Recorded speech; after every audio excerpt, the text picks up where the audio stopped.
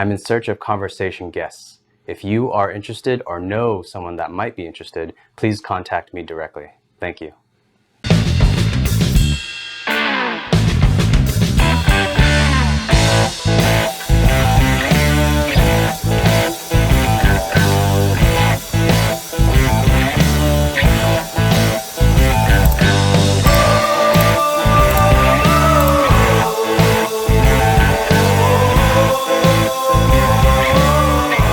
Hello, family and friends. Hello. Hey.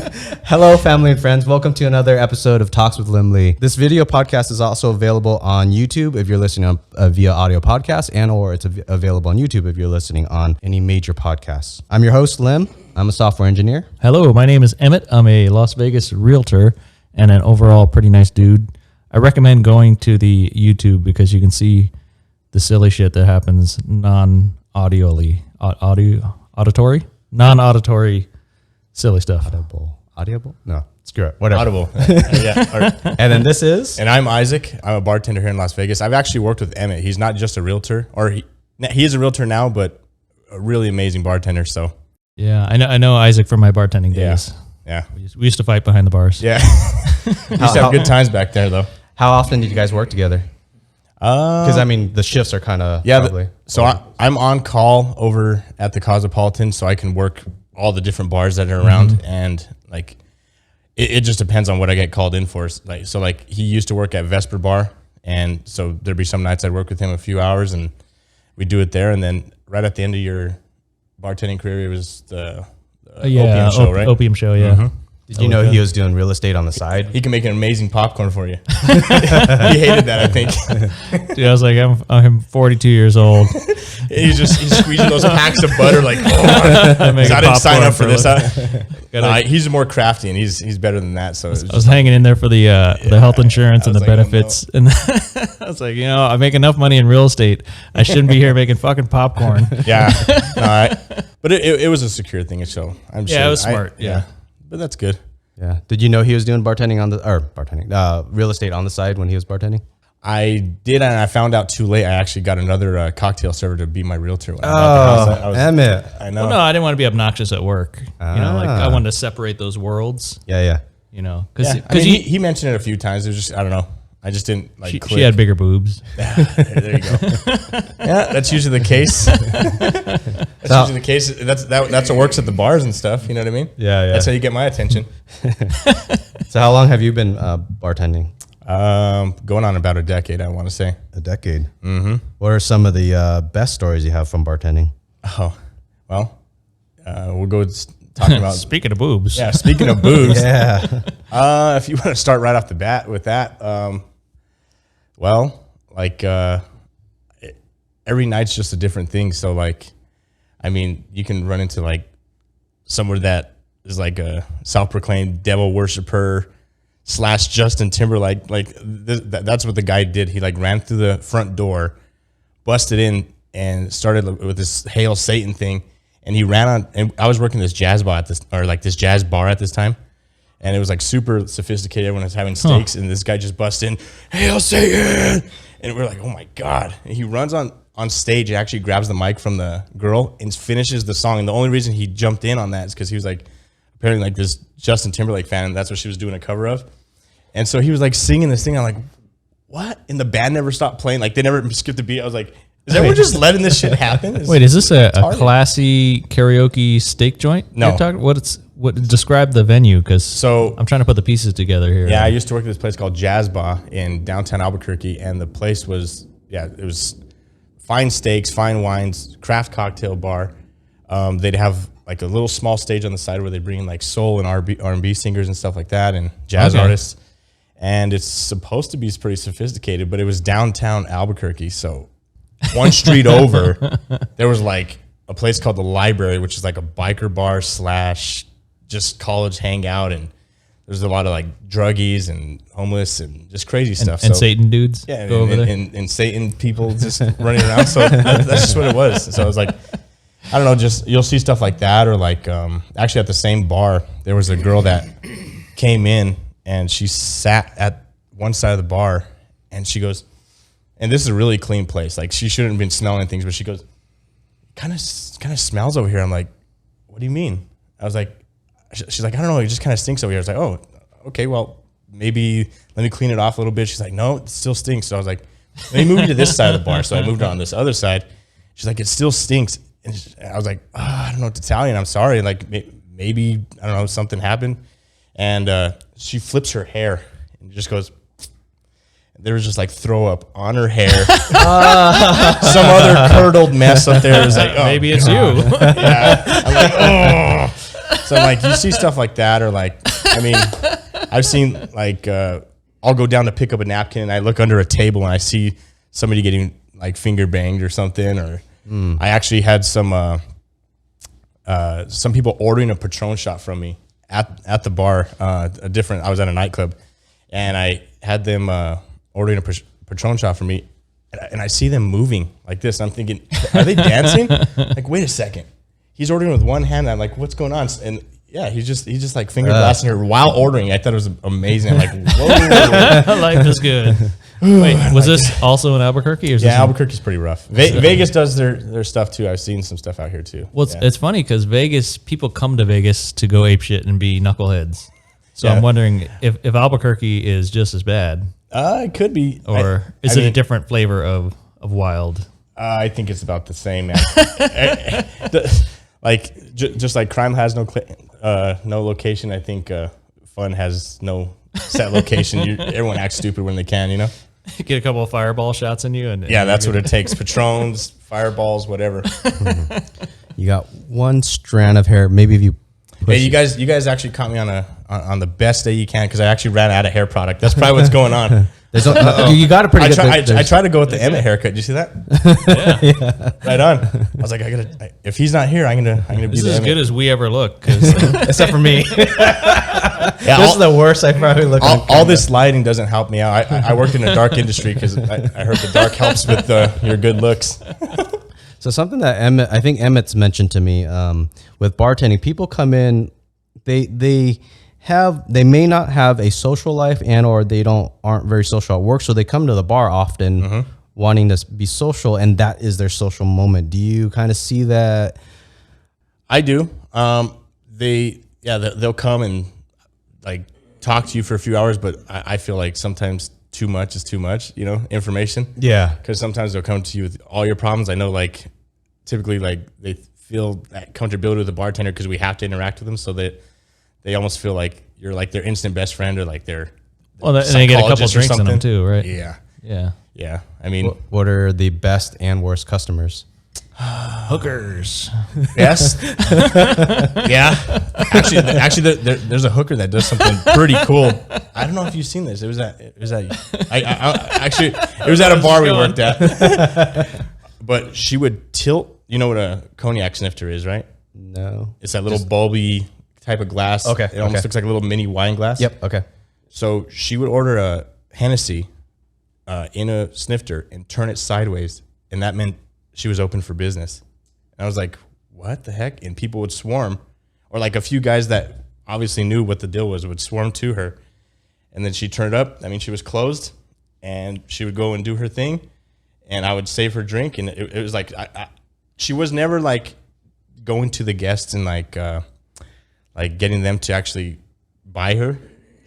People already knew. Was she super hot or something? Yeah, she looked like Britney Spears, dude. She was super hot. Yeah. Or she still is super hot. Yeah. I'm gonna plead the fifth.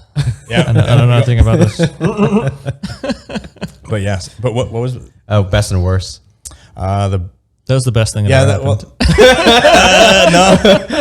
Best are just Anything, really sure. good personalities. You know what I mean? Sometimes like a huge tip just won't cut it if you're an asshole. You know what I mean? Yeah, there's times where you're like, look, you're insulting me with your $100. Take it back, motherfucker. Yeah. It's like, dude, I don't want your money. Just get out of here, man. It's If you could say something to people that I think I hear stories of people working in hospitality where people feel entitled coming either to a bar or restaurant. They treat the server a certain way. It's like, well, I'm paying you to give me service. Is there something that comes to mind to you, what people shouldn't do or what they shouldn't think of in those? Like, why are they entitled, or how can you fix it in one sentence or more? ooh. One long sentence, please. Sorry, many sentences. Sorry. Yeah, I think just maybe it's because they know we have to get to them. Like obviously we're getting paid to hang out with you, or we're getting paid to like serve you. So I don't know. Maybe they just feel like almost like they own us for that moment. Like, I don't know. Yeah. I think it's this. It's like if you're a good person, you remember that other person is a human being. Yeah. And they're here. It's a job. They got bills to pay. That just happens in life too. You have to remember that. Yeah, like no matter what the job is, right? The guy that's washing your car, or the landscaper that's out in 100 degrees, clipping bushes. Yeah, I'll give him a water. I'll give him a beer. I'll buy him lunch. You know what I mean? Just remembering that that's a human being. It's when you see them as the position or see them as the servant, that's when it dehumanizes and it breaks down. Both of you, either of you, think that these people act that way there at the bar, but then say when they go home or when they're at the job, they're a completely different type of person, that they're actually really freaking normal? I'm sure. Or I mean, I'm sure there's everyone has their inner dickhead. You know what I mean? And maybe it just sits with them longer with some people, but I don't know. Or and people with these like the cell phone things nowadays, I think people just look at people almost like a materialistic thing, like you can go on and just get your instant gratification on Instagram or whatever you're looking at, so maybe there's probably a dozen different reasons why. If you're at work and you're a nobody and you got this built up rage, maybe you get a couple drinks in you and it makes you feel better to treat somebody else a certain way, or your parents didn't love you and you're mad at your parents. There's probably a million different reasons. Yeah, I had a friend who was a bartender that once he had those drinks in him, it's like he forgot what he was doing. Like, it's like, you're a bartender, you know how you want to be treated, but then the second he gets a drink, he'll treat somebody else bad. Like, we were at a Starbucks at one of the casinos, and he ordered a coffee and one of those little it was like a croissant type thing. And then at the last minute, after he paid, he wanted to switch it to like a biscotti. And he's like, can I just trade this for that? And she's like, well, they're two different prices and I'll have to exchange it. And she was being super nice. And he's like, are you fucking dumb? Like, are you stupid? Like, just do it. And I'm like, dude, you don't need a drink no more. Like, the coffee, I was like, thank God we're getting coffee and getting out of here. Cause I was like, I mean, that's just how his personality was. Now we're no longer friends, obviously, because of this kind of stuff, So, I mean, yeah, it's just people are people, they act stupid sometimes. Jumping back to Emmett's hooker comment earlier. I was just kidding. Do you have a different perspective on prostitutes now working in the bar industry? Do you have a different perspective now than before you worked in the bar industry on prostitutes and hookers? Yeah, I mean, I'm from a super small town that pretty much only has like 22,000 people in it. So everyone knows each other, and there's pretty much no prostitution there. And if there is, I don't know about it, or if it's far away and they must be getting called in, this and that thing. So, like, it was a wait. There's no truck stop there. Yeah, there's a truck stop, but there, or maybe I was young and just naive and not seeing this thing, and like, it was a super shock to come to like Vegas or even Albuquerque when I was working downtown. You'd see this kind of stuff, but coming to Vegas, I was like, whoa. I was like, this stuff is just everywhere. Like, even one of the streets on the way home, like, there's about like a good 1.5 mile stretch that you just see these girls just walking around. You're like, oh my God, like, it's just all over the place. But now, you going home on Boulder Highway or what? up on Tropicana by the. That's Orleans, not even on man. your way home, man. I know where you. Maybe they're all going to that late night buffet or something. I don't know. Scenic route, Emmett. I don't know what it is. I drive home. I see 100 different hookers. There on we the street. go. What was your thoughts of prostitution before? Then what's your thoughts of it now? Just always seemed like a crazy thing that I don't know. Like, I just thought only it was a real low life kind of thing to do. Like, people didn't I always seen it in movies with like.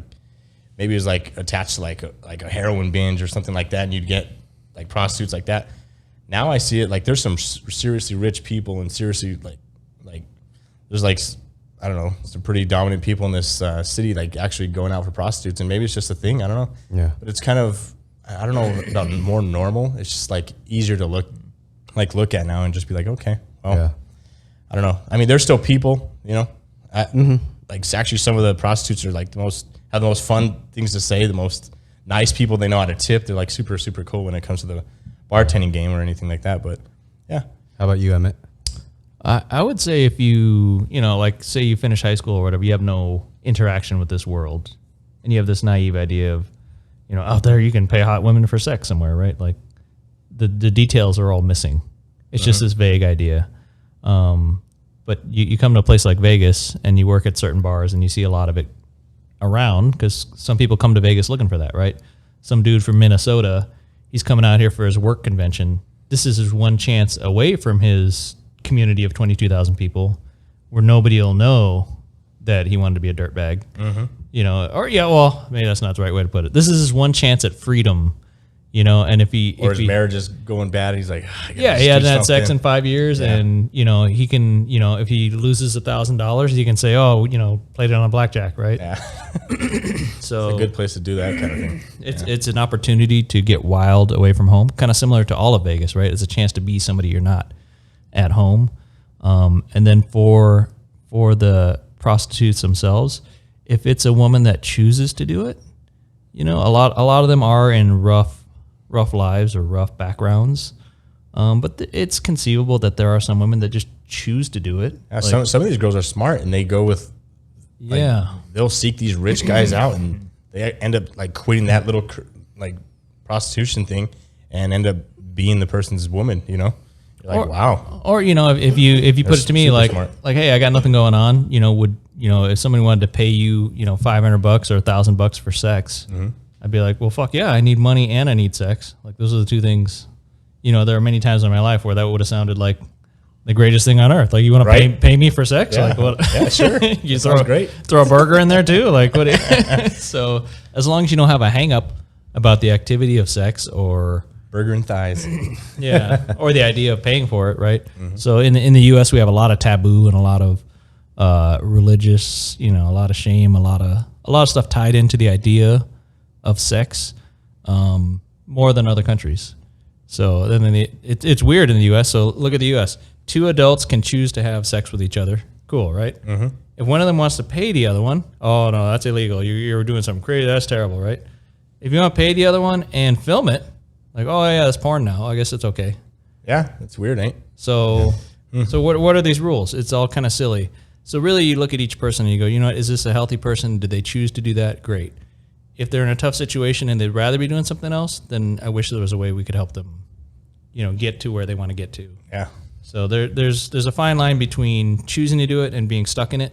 And I think there are some people that paint it as always, oh, it's sex trafficking and nobody would ever choose that. And they're all victims and they're all kidnapped and they're all, you know, shipped across state lines. Yeah, that was kind of my original like thoughts, you know, that it was just like they were trapped in this. But now that I see they're just more free to do it if they want to do it, you know what I mean? There's a lot of these girls just making a lot of money doing this thing. From an international standpoint on how like America is so polarizing on so many topics, guns, sex on TV, porn, but then not in a paid thing for 2 people. But like in Vietnam 10 years ago when I was there, dated this girl where she was from her family wasn't as rich. And so as I was dating her, I just, she mentioned a story where she's like, yeah, I was actually interested in working in one of those, either like it was not a brothel, like a sexy girl club. Yeah, I think that's what it was. Like a nightclub where sexy girls hang around. Yeah, and it was interesting to get her perspective where she knew some of the girls there were selling more than looks. But the perspective, what it seemed like, she was the way she said, like, yeah, all guys want sex, and that's acceptable. Where you hear here in America, where it's like it's a dirty thing or it's not accepted. Yeah. For her perspective is like, well, that's what guys want. I'm gonna go work there and try to make some money, bring it back home. And then she even said, she's like, I haven't thought about going further, but it's just she couldn't go through with it. It's just her thing. But she never looked down at anybody else that did it, and she totally understood the financial means of it.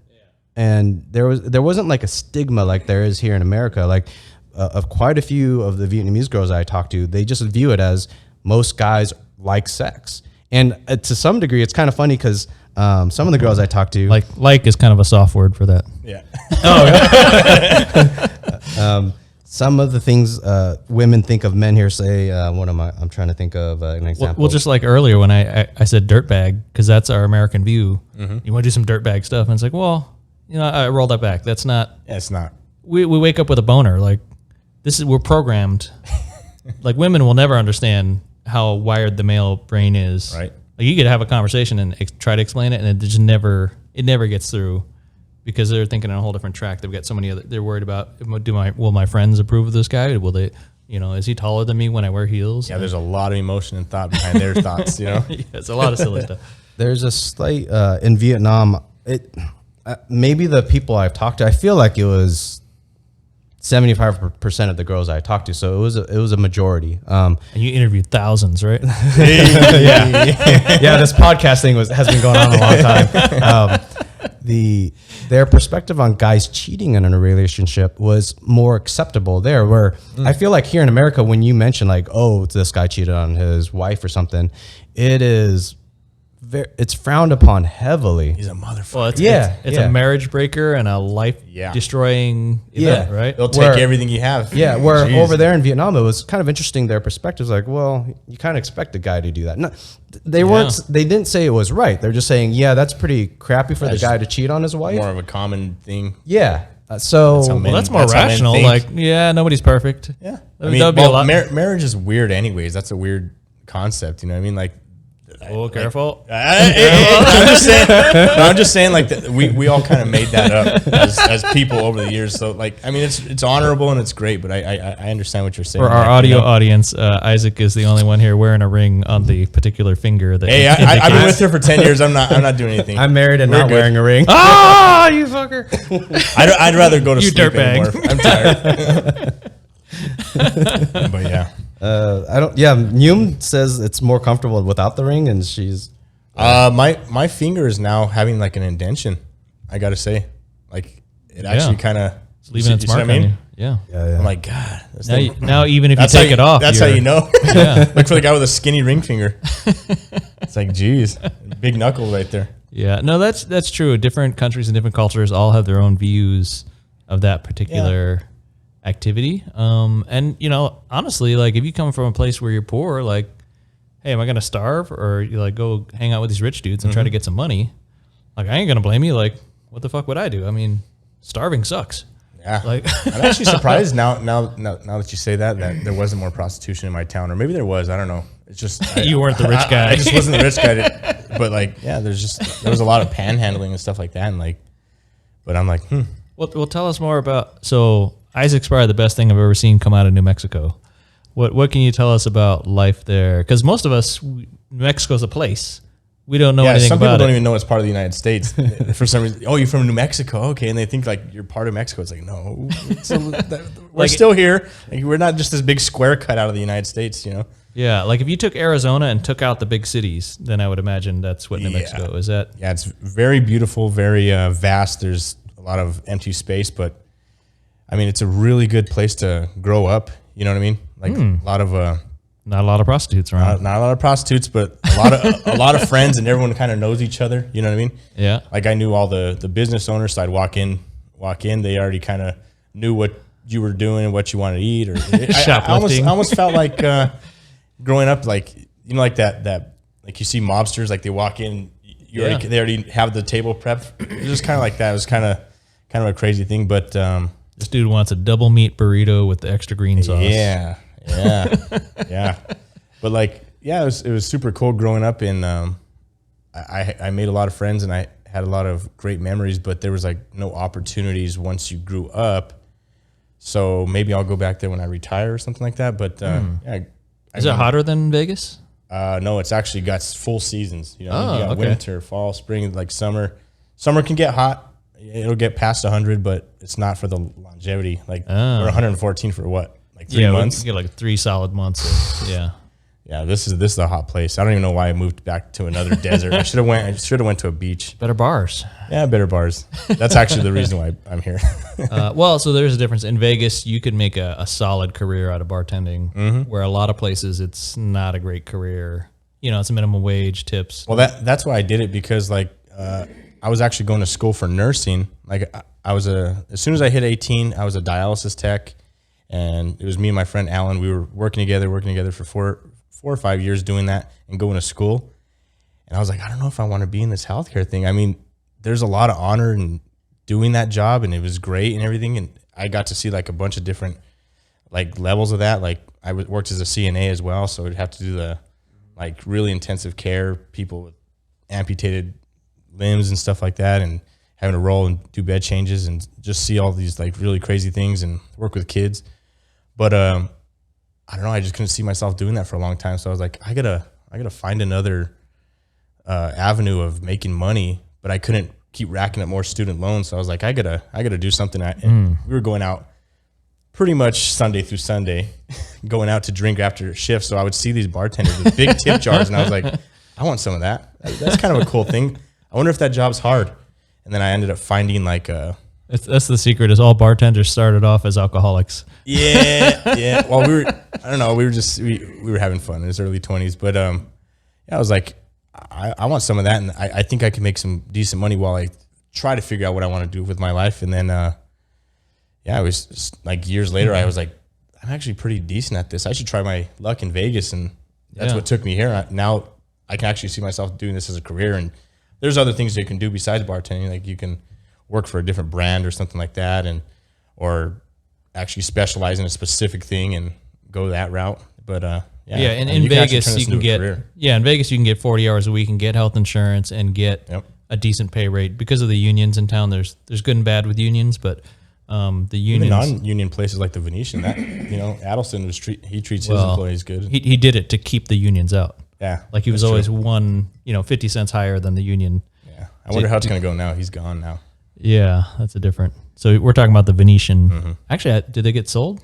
Different owner, and I believe they did get sold. Yeah, so there's gonna be a lot of changes there, but that'll be union in a year. Yeah, but in most places, if you want to be a bartender, say you're at an Applebee's or some nightclub somewhere, you'll get like 32 hours a week, so that you don't get the health insurance, and then you're trying to live on those tips, on minimum wage.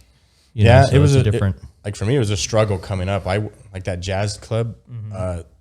There was a lot of shady stuff going on with the management behind the scenes, and we would just be making enough hours while we were getting full paychecks. But then with that shady stuff going on, they're like, oh, you can work as many hours as you can, but then they stopped paying us checks. It was super crazy. Oh, under the table. And like it was. Don't call out the club. It's going to go out on the internet now. Oh, the club's gone. The club's gone. Oh, yeah, they fucked up. Yeah, they fucked up. But I was like, they were just paying us this badly, and I was like, man, I don't know if this is going to be a career thing. Is like, obviously this is not what I wanted to do, but wait, so I kept doing this, and then I was like, oh. Yeah, but what happened with the chick with the puke in her hair? Did you take her home that night, or what was the... Someone did. Someone did. Yeah. Someone ended up talking to that girl and taking her home. I think I had told you that before. No. Oh, God. I can't smell very well, so... Yeah, she went to the restroom and did a little hand soap wash and got some lemon zesty freshness to her. Back in action. Someone took her home. Yeah, with that pink soap. Oh.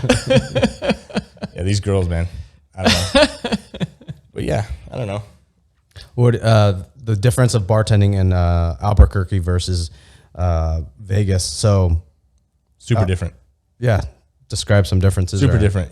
I even worked at the casinos over there because there's a lot of Native American casinos. But Vegas is just a whole different game. Like this is just way bigger on a grand scale. Like our back bars in those casinos were maybe like 50 bottles that you can see. Over here, I mean, you got hundreds and thousands of bottles just sitting in the storage, So the volume is... the volume's huge. The amount of people, like a busy night there is pretty much just a normal night here, So, I mean, Vegas, Vegas is the real deal. But that was part of the attraction to me. Like when the day that you think, oh, maybe I'd like to be a bartender, right? You're fantasizing about the awesome bar where everything's popping and just 1,000 people, and you're just, like a Tom Cruise movie. Yeah, that's what I thought too. That's the real fantasy of like, oh, everything's awesome. We're fucking jamming. We're having a party. We're making a ton of money. And not every night's like that. Very few nights, for every month of, lame shifts, and you might get one great, fun party night. But yeah, that movie Cocktail with Tom Cruise, the first half of that movie is the bartender fantasy. The second half of that movie gets depressing really fast. So I don't understand. Like, it just goes into the gutter and never comes back. He dies in the gutter in that movie. So It's just a random movie. Yeah, it's strange that way. It starts off great. No, but yeah, I mean, maybe it was like that in the 80s and 90s with the flair bartending and like this really excitement. But people are at TGI Fridays across the nation. People are more sophisticated now, or maybe just people don't know how to have fun in bars anymore. I don't know. No, it was a movie. It's all fantasy. What makes a fun night for either of you on bartending? There's different. You can have an easy night. That's probably fun. someone to work with. That's awesome. You know what I mean? Yeah. Someone I knows that's going to do a good job, and then having like a good support staff, your bar backs and stuff like that, and then like I think it's just everything. Like good guests coming in, great tippers. You're having fun. Music's good. You know, you have everything you need, and you're just talking. So some of my best shifts were like New Year's Eve shifts. Oh man, I did one at Hard Rock where they have a center bar, and then they built a second center bar called Lux. This is way back. I think Lux Bar was on the other end, and it was similar to the center bar. But I walked in for a New Year's Eve shift, and everybody wants to be off New Year's Eve, right? So I think I walked in. It's like 8 p.m. or something, and the 3 bartenders that were there couldn't wait to get off the bar. Why? It was just super busy? Or they were slammed all day, and they wanted to go to their party, right? So those guys fucking bounced with their money, and then it was me with 3 deep on this whole bar, and I just rocked the whole bar for 8 hours. If you're good and you know you're good, that's a fun time too. When you're kicking ass and you're like, whoa. Yeah. I was doing a 3D for 2-3 hours in a row, and I didn't even think I drank water or took a deep breath that whole time. That was I didn't wild. even take a break. I just went straight 8 hours. That could be fun, yeah. So it's fun because you feel like... it's actually been like that lately. Yeah? So Vegas is open again. Well, Vegas is at 100% now, Yeah. occupancy. Well, most of the casinos, Cosmo being one, and it's been busy, man. Yeah. Real solid. I think it's similar to sports. Like, you don't want to be the backup kicker that comes in, for the garbage point that doesn't matter. Yeah. In some random game against the Lions. You want to be in the Super Bowl with the game-winning touchdown Brady, drive, man. right? So I think very much like sports, you go into these moments where everything's awesome and you got to perform, and it becomes very much like everything that. you've learned all comes into one big play. You're like, yes, I'm badass at this.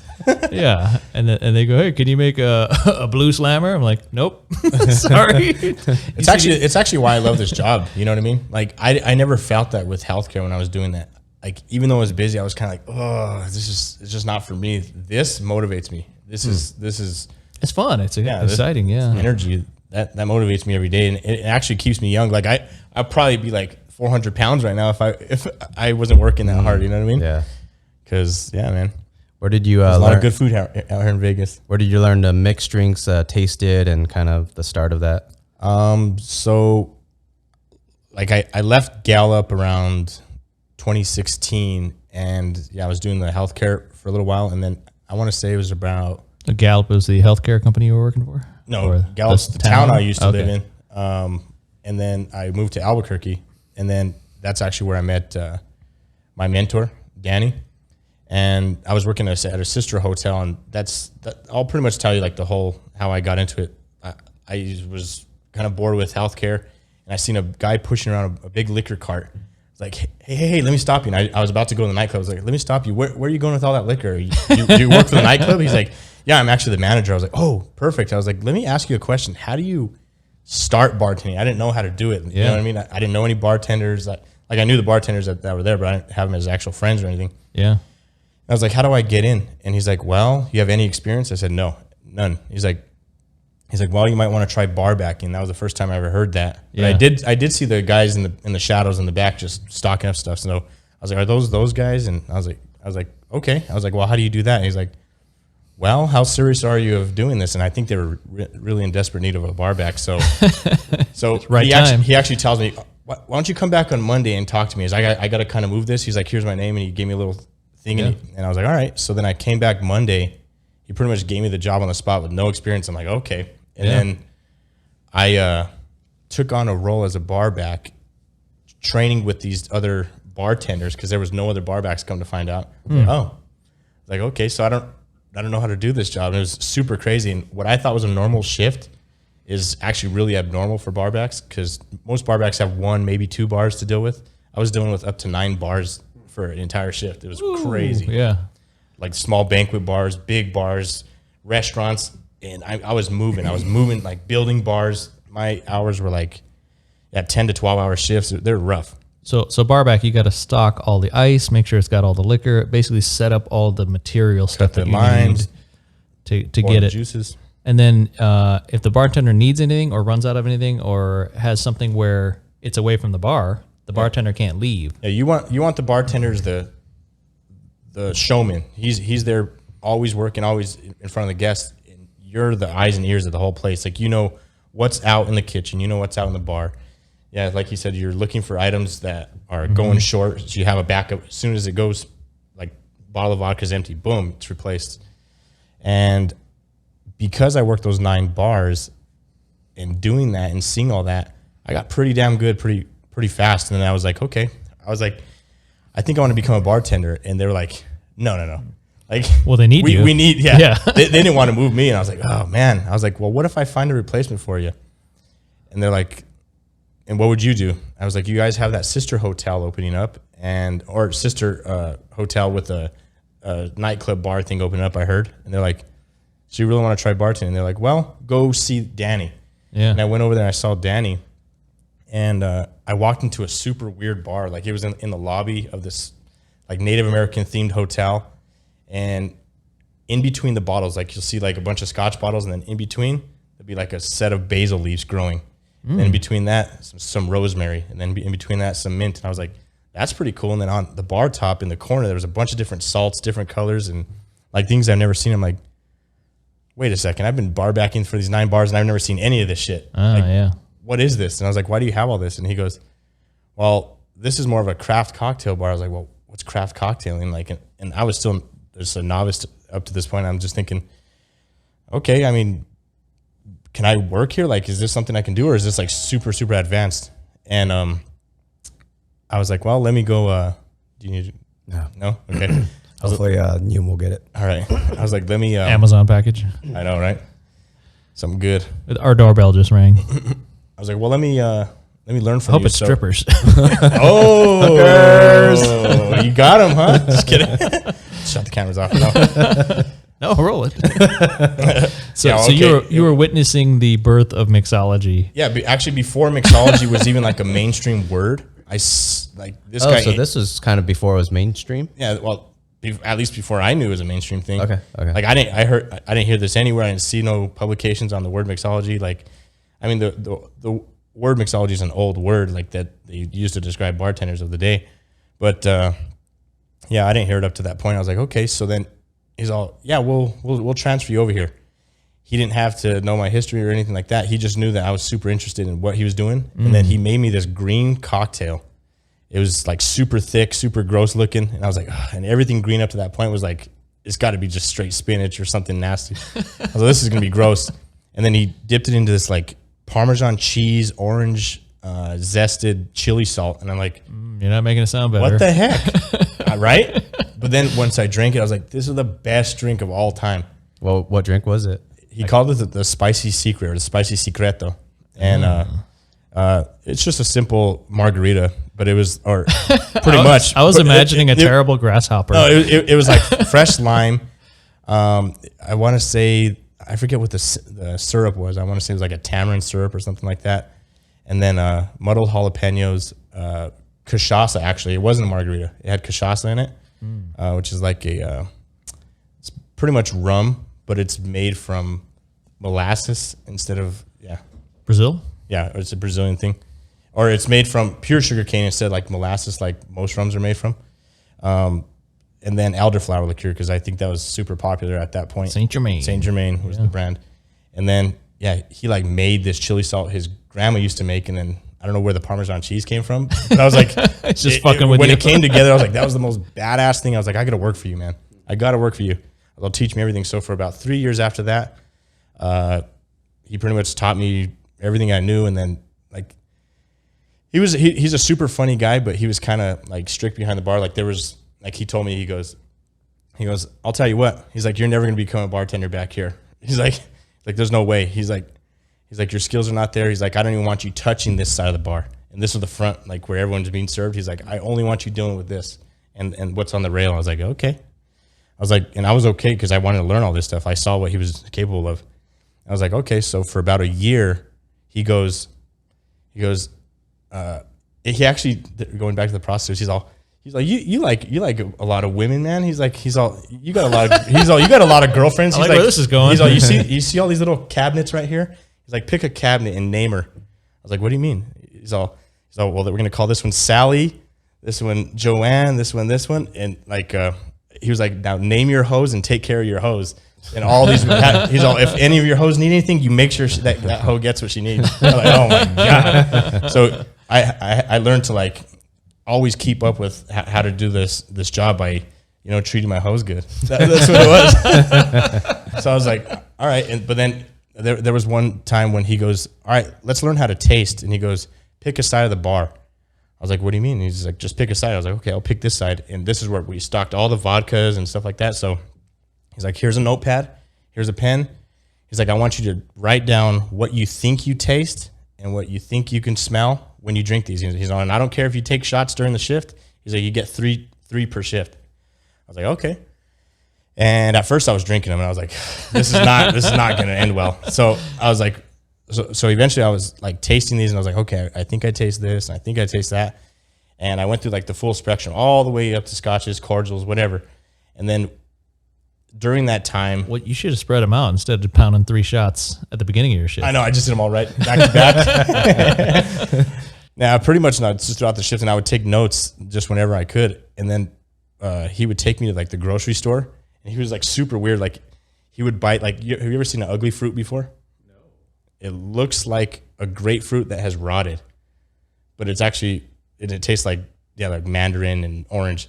But he just goes, and he bites through the skin and everything. I was like, what a weirdo. I was like, what is this guy doing? He goes, smell that. I was like, oh, that's not what I was expecting. I was expecting to go be bad or something. Like, that smells amazing. He's like, so what does that smell like? And it actually smelled like the specific citrus that's in some of these gins. Smell like hair throw up. Yeah. So I was like, oh, okay. So he's all, keep that one in mind. And so when I went back after about a year, I was like tasting different because I had to go back to the vodkas. And I was like, oh, this one has like a smoother, silkier texture. And I think like vodkas was obviously the hardest thing, but I was like, I think this one will be grape. And that ended up, like this is Ciroc. And this one's, made from wheat, and this one's, made from some other thing like rye. You're going to get that little spice in there. And you're like, okay. And I was like, he's all, now I think you're ready. And that's when I actually started bartending. He's like, you're ready. He actually let the other bartender go. He's like, hey, guess what? Half your tips are going to him. He's going home, and you're up. And he put me on a Friday night. I was like, oh, fuck. He's like, I'll be your bar back tonight. So he sat back there, and he didn't do a damn thing. I had to bar back and bartend, and I was like, holy shit. So that was my initiation into it. And I was like, this is badass, And then started doing like bartending competitions with him, and he showed me actually how to win these bartending competitions, or at least how to compete in them. And then I ended up learning from other mentors how to actually win these things. Like there's a really cool guy out here, Andrew. Andrew Pollard. We went over to the Arizona Cocktail Week, and I was chosen as one of the top 5 mixologists to go compete. And working with him for about a month, maybe 2 months before that, he showed me pretty much all the ropes of how to win these things. I can tell you, my cocktails are not popular at competitions. No? How many have you been in? Probably a handful, here and there. Have you ever won? No. They got close? They hate my cocktails. I'm always making something that I want to drink. Yeah. I have no instinct for what the judges are looking for. I have no idea what the judges I think want. the thought process behind these cocktail competitions is make them something that they can replicate in most bars. Make it something that they can sell again. But hard enough that it seems insane. Like it seems super cool and crafty and makes you want to look into their product. I think that's but sometimes it's gimmicky though. Like if you do some kind of ice cream foam or something, it depends on the wow factor is definitely a big point. Like you can get points for wow factor for sure, but if it's a wow factor and the drink's way off balance, it's like you're not going to win that thing. You know what I mean? Yeah. Even if it's the coolest thing ever. Going back to your opportunity where you talked to that manager, was it in, it sounded like in a hallway or something where you asked what he's like pushing? in the lobby. Yeah. Oh, in the lobby. Do you think about that as like a big step in your life or just a big change where it was just from you asking some random person? Like, do you ever think about that and reflect on that? Yeah. I mean, when I was younger, I was pretty, I don't know about, I was never shy. I was always joking around and stuff like that. But when it came to like an actual job, I was kind of like, maybe I need to be more professional. And so I wouldn't ask questions and I wouldn't step over my boundaries and stuff like that. So when I asked him, this was like me being super young, just going, let me actually take a step and see what I want to do instead of just applying. Like, let me like actually seek out something. So yeah, I mean, it felt super great to do that. And I would suggest if anyone wants to learn this kind of craft or anything in their life, go and get it. You know, I mean, seek it out, learn, seek out mentorship. Don't be shy. Don't be shy. Go get the job. You know what I mean? You know what's interesting though? I'm telling my brother this kind of stuff now. He's searching in Vegas. I'm like, dude, if you want anything, this is a good place to do it. Yeah. A lot of opportunity out here. But go and get it. If you had been like 30 seconds later coming down that hallway, you wouldn't have ran into that guy, and your life would have been a whole could have different, been way different. path, right? Mm-hmm. That's an interesting moment. That changed. Could have been, your but I was course. pretty motivated at that time to stop. Well, even nursing, something you might have know? ended up at a different bar or something, right? You might have been, your path might have been different. Yeah, actually, if I didn't get that job at that hotel, I'd have never met Danny, and he would have never taught me any of that. I might have heard that was a bar in town, but I would have never learned from him. So, And then even super grateful for that it. next phase where, so you said you bar backed for 3 years, was it? Just about. Before you asked them to become a bartender, where they pointed you to Danny. So you still had the drive. Well, actually, I think that was about a year and a half up to that point until I met Danny. Yeah. So you still had the drive a year and a half later to ask them that you want to be promoted from bar back to bartender. So you carried that motivation and the drive to ask. Some people, like you're saying, are afraid to ask. That early in my career as a software engineer, I think it was a little bit of the place that I worked where all the employees, all my peers were openly asking the manager, like, hey, when can I get a promotion? Hey, when can I get a promotion? Right. And I think that's a little bit in a typical corporate setting is uncommon, I think, because people are more careful and reserved, or people are generally much more afraid to lose their job than anything else. And there's this fear and comfort and stay in like, I finally got a good spot, I'm going to try to stay in it. yeah. That seems to be more the human psychology of jobs. And I'm pretty outgoing, so that further helped my career, because any job I went to, I mean, within the first 6 months or a year, anywhere I worked, I was talking to the manager like, hey, can I get a promotion? Hey, can I get a promotion? Yeah. Yeah, if you feel like you're ready or you want to do it, I mean, try it. You know what I mean? I think that's a key thing. With my personality, I'm always trying to learn something and do better, trying to look at my peers and are they much better than me? If they are, then I need to freaking catch up, or I need to make sure I'm above them if I can. Yeah. And then I could ask for that promotion without any shame. Yeah, because I'm doing things above my pay grade already. That's a lot of it too. I felt like I was actually bartending while I was bar back, and I was like, I just need to become a bartender already. Like, I'm kicking ass with this, obviously. Like, I just need to advance myself. So if you ever feel you're ready, do it. You know what I mean? Or even if you're kind of ready, at least make the attempt, because you might get don't get that sit on the opportunity. bench. You know Go what I mean? injure the starting quarterback. There we go. Yeah. Take him out. Wait, so this explains why Isaac we had a party a couple weeks ago, and Isaac shows up with a gang of mint. He's got two fistfuls of mint. They said show up to a party looking fresh. I was like, okay, I didn't know what that meant, so I showed up with a mint. Just kidding. And no puke in his hair. Yeah, and no puke.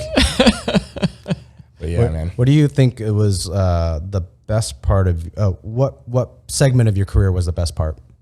And it could be anything. I think back when I was before I even became a software engineer, I think the cheapest or my lowest paying job as in IT was actually probably the most fun that I had. They sent me traveling from location to location installing PCs. It was super easy work, but it was just so fun. Yeah, I mean, I think it's just learning all this stuff. That was the most fun. And then, like I said, the bartending competitions, that's when I got to see what I was made of, or see what I've learned and see if I can do something with it. That was probably the most fun. It's been a little while since I competed, maybe a year and a half, and I'll do them every once in a while now. Coronavirus. Yeah, or actually even more now that I think about it. But yeah, so I think that was a super fun time. I was probably averaging like 2 competitions a year, 3 competitions a year. And that was super fun. It was just like, let me see if I can get some of these, you know what I mean? And I didn't even know where they would take me. I just knew like I wanted to try it, you know? Yeah. It was the interest of just seeing it, you know? Well, yeah. Seeing So what I can as a do. bartender, that's one thing you can do to push yourself or to try to get better or try to learn or to give a shit or use your brain. You know, you could be a total zombie bartender. You could show up. Because you can make drinks the same way every day, and it's just a thing. Yeah. It just becomes a process. But when you sit there and go, "What the hell is gin?"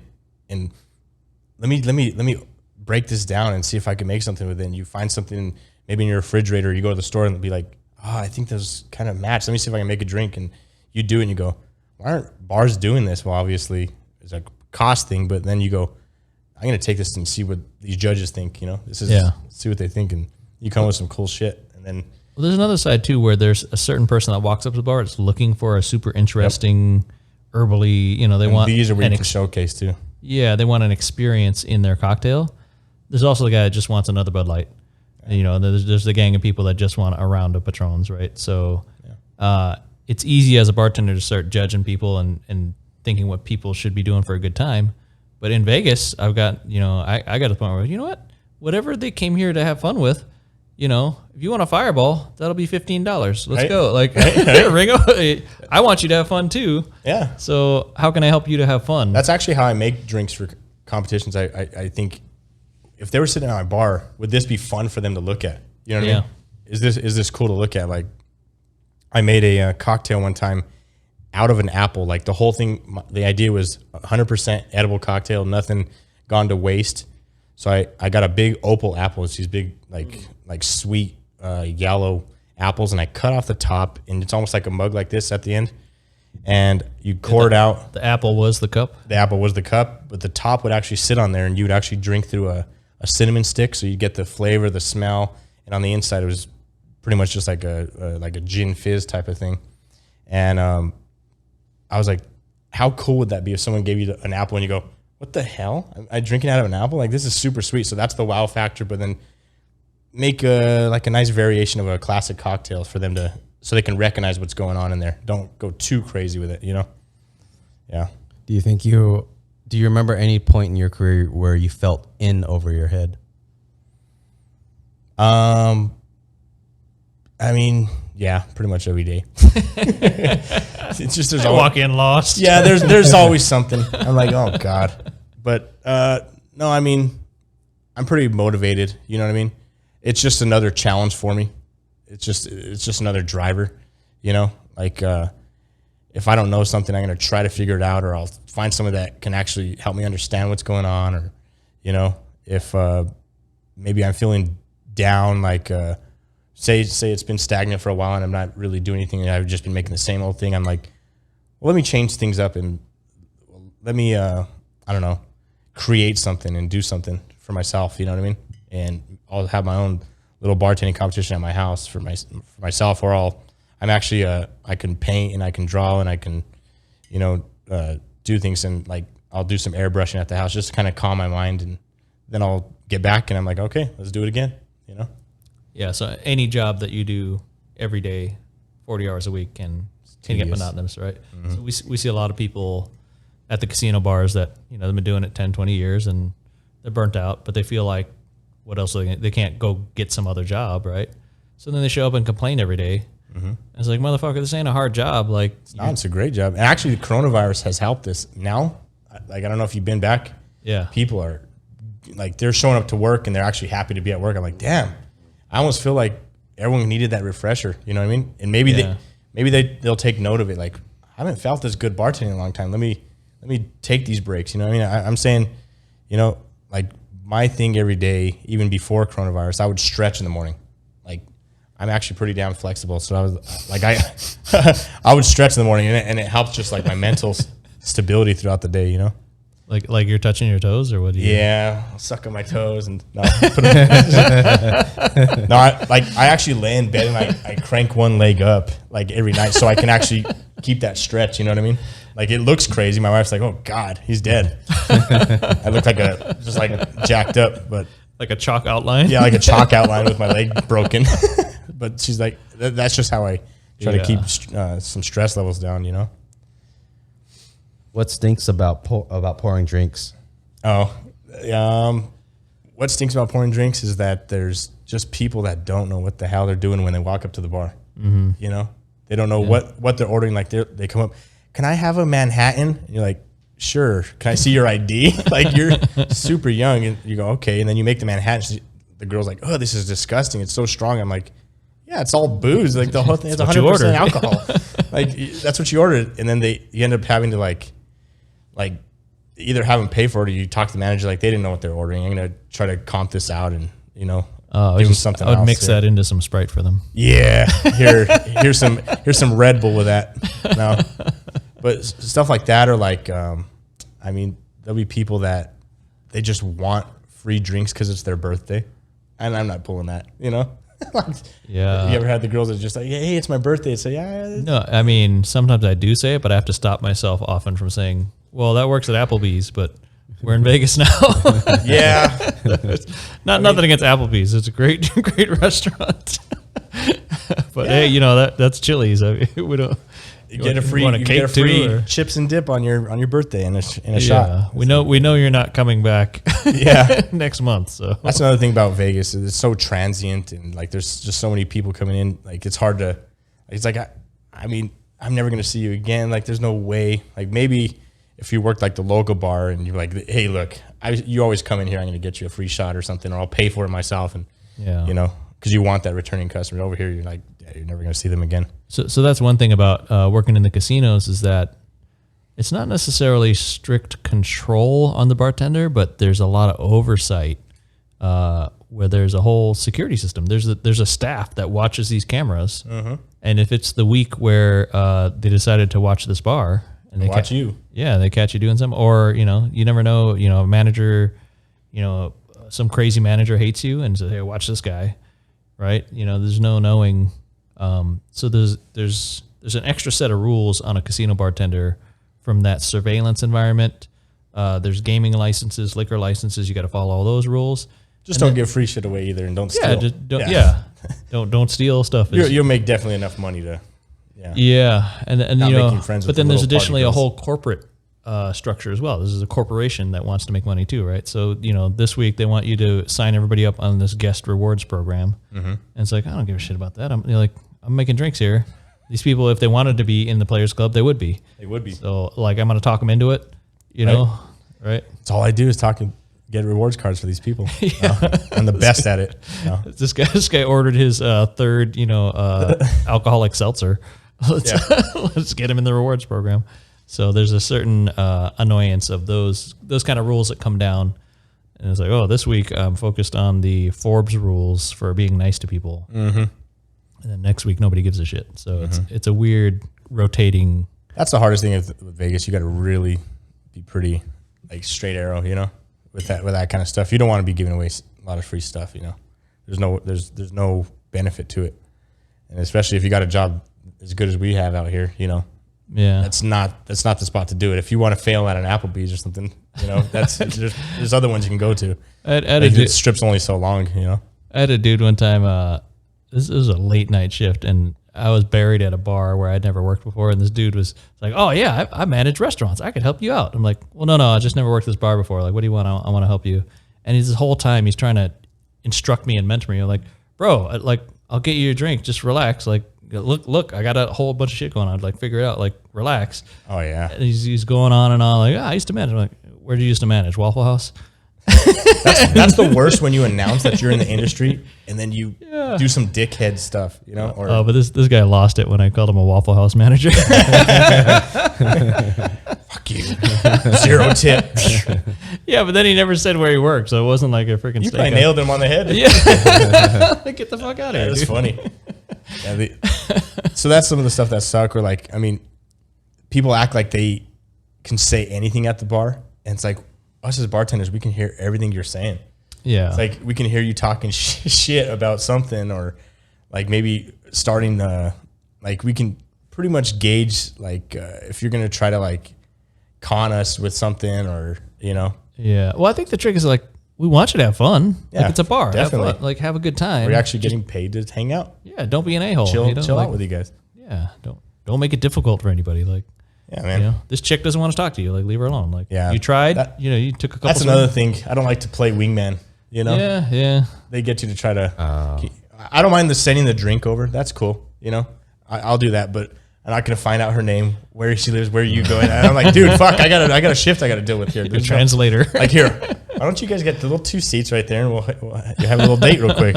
Get a candle for you. You got 4 minutes to impress her. Yeah, speed dating.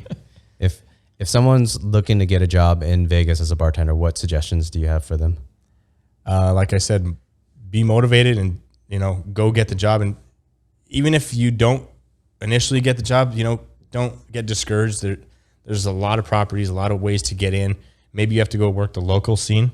Like there's some gaming bars and like just normal mom and pop places you can go work. And as long as you have somewhat of a good standing with them and try to get to like know people, like there's a organization called the USBG, United States Bartenders Guild.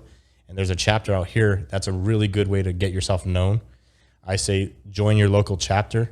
When you come out to Vegas, join the Then you're hanging out with a bunch of other you're hanging out. bartenders and managers. And And if they think you got personality, or maybe you show you're interested, they'll be like, why don't you come and check out this? And you know, you kind of open yourself up to, you know, seeing maybe that you can work at this place because you know this person. Because Vegas is like that. It's like who you know.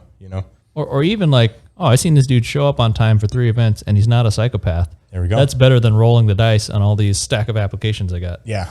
Yeah. So I know this guy's he's got good credibility. He's been here. I haven't seen He him doesn't stab get anybody. Too so. stupid when he's drunk. Yeah.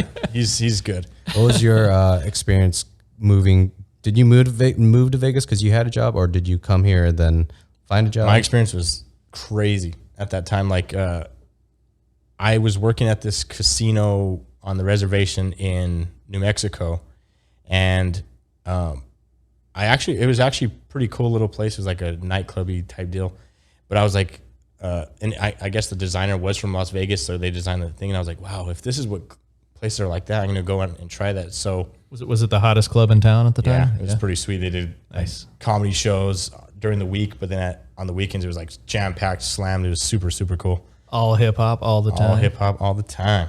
And then I might not even drink anymore because I'll start peeing right here. That's all good. You can go. Me and Liem will talk, and then we'll do a funny voice to pretend what you're saying. No, yeah. No, so like It was a hot nightclub, man. It was badass.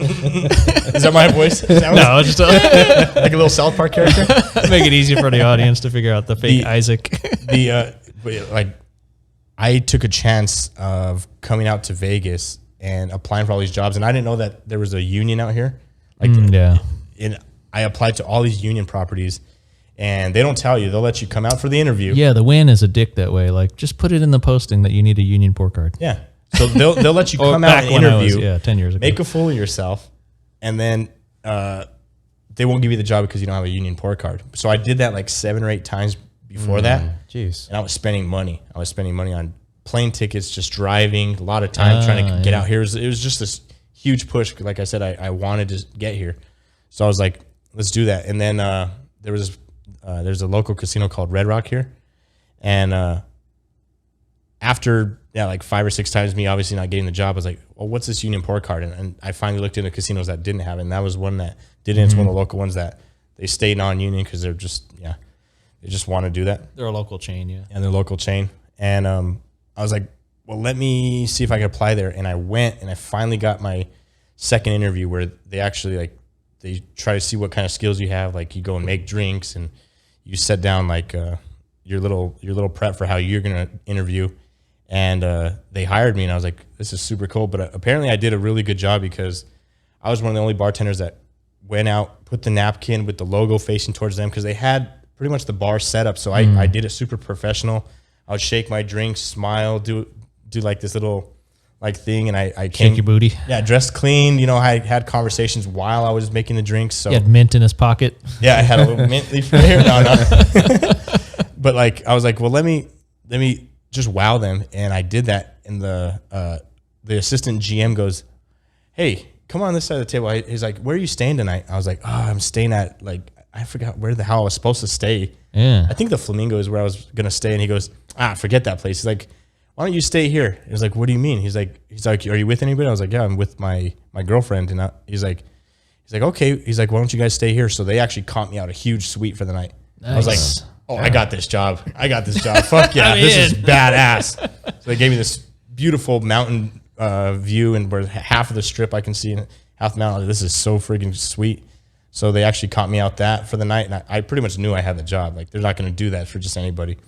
So then, I started about 2 weeks later because I told them I was available anytime. So I had to quit my job, move out of my house. My dad was going through a divorce. So I was like, I knew I had a renter. So I was like, Dad, guess what? You got a free house, like, come, or you got a place to stay. So I left pretty much everything. I bought like a little fold-out mattress, and I got an apartment. I slept on a mattress for like a month. It was no TV, nothing, while I kind of set my life up here, you know. See, most people can't make that jump though. That's a hard jump. Like you might find yourself in a situation where you don't have a choice. Yeah. But a lot of times I didn't have kids or nothing like that. So. Yeah, but a lot of people won't voluntarily make that kind of jump. Yeah. So that's a hard adventure. It all depends on what you can do in your life. You know what I mean? Yeah. I'm not saying this is like a science or a method for not good how for to everybody. do it. Yeah. Obviously, life is like that. You know, you have to do what you have to do. But if you find an opportunity, don't be scared to take that opportunity. You know. What does Eminem say in that song? 8 miles to the. No, this round the outside of the trailer park, girls. So I forgot what he said. All right, pretty much. When you're saying that people have a hard time making that leap from going from a different city to another city, probably some of the things. I mean, it's the obvious things I'm just going to mention, but I'm going to ask you your personal thoughts. So the obvious things are probably they're thinking their family, their friends, where they know the restaurants, they know the area, they know everything that they need. What was going through your mind when you made that jump? Did you even consider any of that, or? He's just watching the Cocktail movie every night. Tom Cruise. I don't know, man. Like, I was just motivated, man. I just trying to get things for my life. You know what I mean? But you're charming in person. Like, nobody would ever offer me a sweet. Like, I'm pretty dry. Are you in interviews? I don't think I have a natural. You have a natural outgoing. Just no. You know, there's a charm to you. That's because growing up in a small town. If you don't stand out, you'll just be like another dude. You know what I mean? Yeah. So it's kind of like, I just kind of developed that over the years. Yeah. I think if I try to step out of being another dude, I just turn into like weird perv. What? No, you're pretty cool, dude. You're actually one of the ones I really liked at work. We worked together. You know? Yeah. Like he's cool. Like he's knowledgeable. Like you have this really vast vocabulary. I don't know. Thank you. Yeah, like when you talk to people, I'm like, oh, this guy's, 6 years of college, baby. There we go. 6 years of college. But I'm like, this he's good. So don't put yourself down. I think people would see you like that. Well, there's one thing to be like smart or book smart or something, but I think you relate to people. You connect with people really quickly. That's try. Good. Yeah. It's a motivator, and I think that's why I knew I was going to be good at this job. Just because I make that a mission when I come in, like. I mean, I've been at a party where, like I'm sitting on the couch and I'm kind of like, I don't know anybody. I'm like, whatever. I'm going to actually go out and, be personal with these people. And I tend to get good, positive feedback on that. So I'm like, oh, yeah, it's just whatever. You know what I mean? And now over the years, I just feel comfortable walking into a room with 2 mint sprigs, with people like, I didn't know anybody at this party. I was like, hey, motherfuckers, here we go. They're like, who's this guy? It's just funny to walk in like that, Yeah. Yeah, make a fool of yourself. It's fun. You got nothing to lose. That's a bit of I think living a more fun life. I think you got to make a fool of yourself, or even when you try, whether it be bartending. My software engineering thing, creating websites, creating apps, creating things that I know they don't look great. Because I would love to do this. By the way, I'm just not smart enough to do all this. Software sounds awesome. I don't know. It takes a lot of time to learn some of it, but at some point you just got to try to do it. Like some of the I'm a back end programmer. I'm not good at like graphics or anything. So I'll have what I think is a great idea for a website. I build it, and most people look at it, they're like, oh, that looks like shit. But I'm like, no, but the potential, you could you could send a secure message that's totally encrypted, and even the FBI can't even hack this. Like, this is cool. And they're like, but it looks like shit. Right? I'm like, damn it. No, nobody appreciates the backdoor programmer. Backdoor. Back end. Oh, back end. Okay. Backdoor. Check out the back door. But you have to kind of make a fool out of yourself, I think, because like when I show my programmer friends that, they're like, oh, they see the potential, but they know that it's ugly as fuck. But they understand the potential behind it. So I think you got to make a fool out of yourself. I think it's life in general. Being at a party, not knowing somebody, talking to people. Or is the lesson that image is more important than anything else? Yeah. Yeah, and you'll find. Wait, what? Just gotta look good. Like I just found out, like in life, going outside your comfort level, you tend to, once you become comfortable with being uncomfortable, it's a really cool thing. Like I roomed with this Filipino guy, and he loved karaoke. That was not my thing. I just never sang in front of people. And there was one night. I thought the story was going to get really weird. I'm glad. No. Yeah.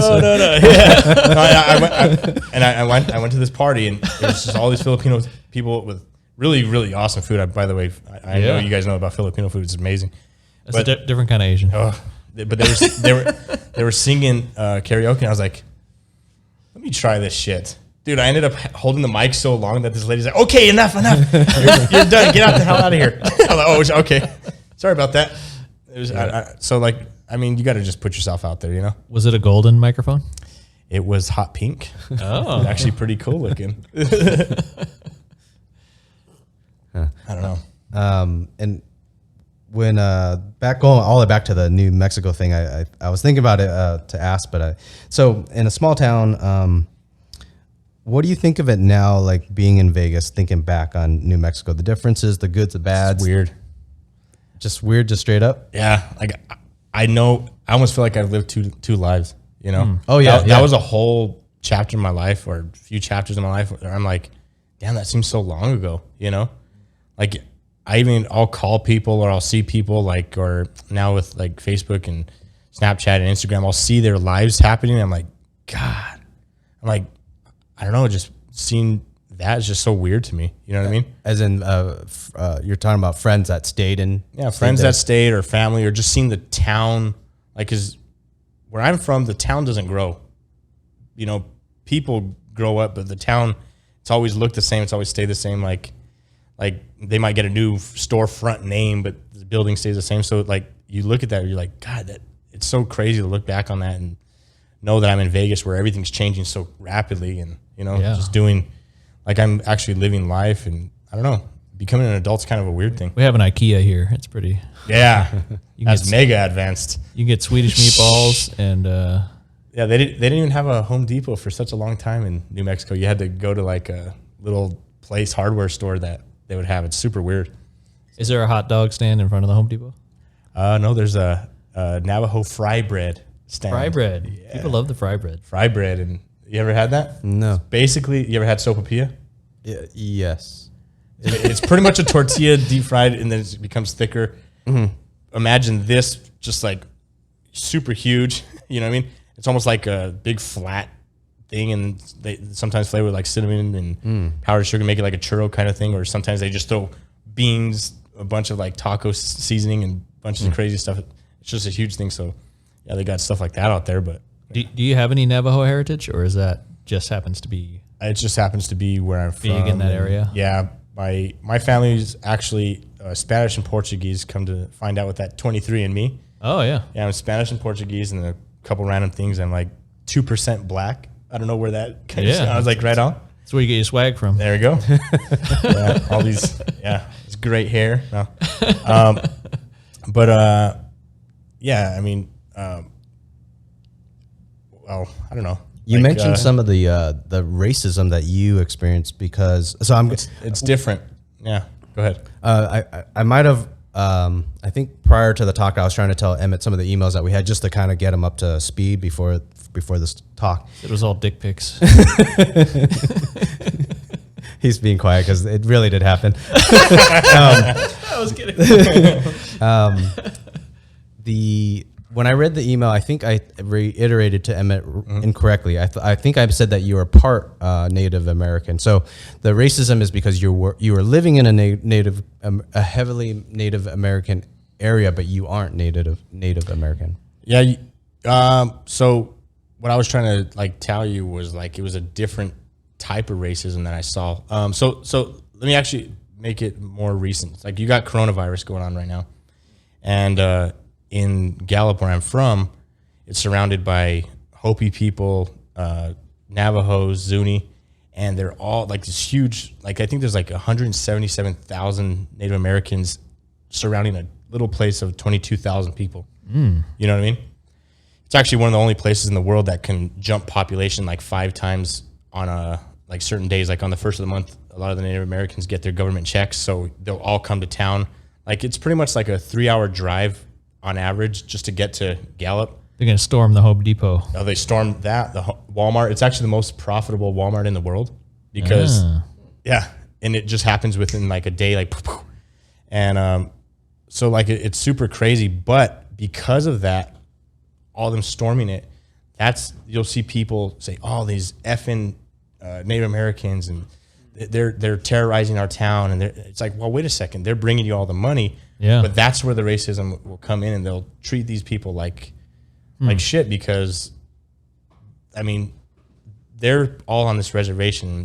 This is the only place where they can get resources. Like most of these places on the reservation don't even have like working water. Like they gotta get their water by coming and getting these big things filled up and taking it back home. So pretty much gas stations you can't go to on certain days. Can't go grocery shopping. You can't go out to eat. So people just have this weird racism towards it, you know? And then on the reservations, they're like dry counties, like there's no alcohol.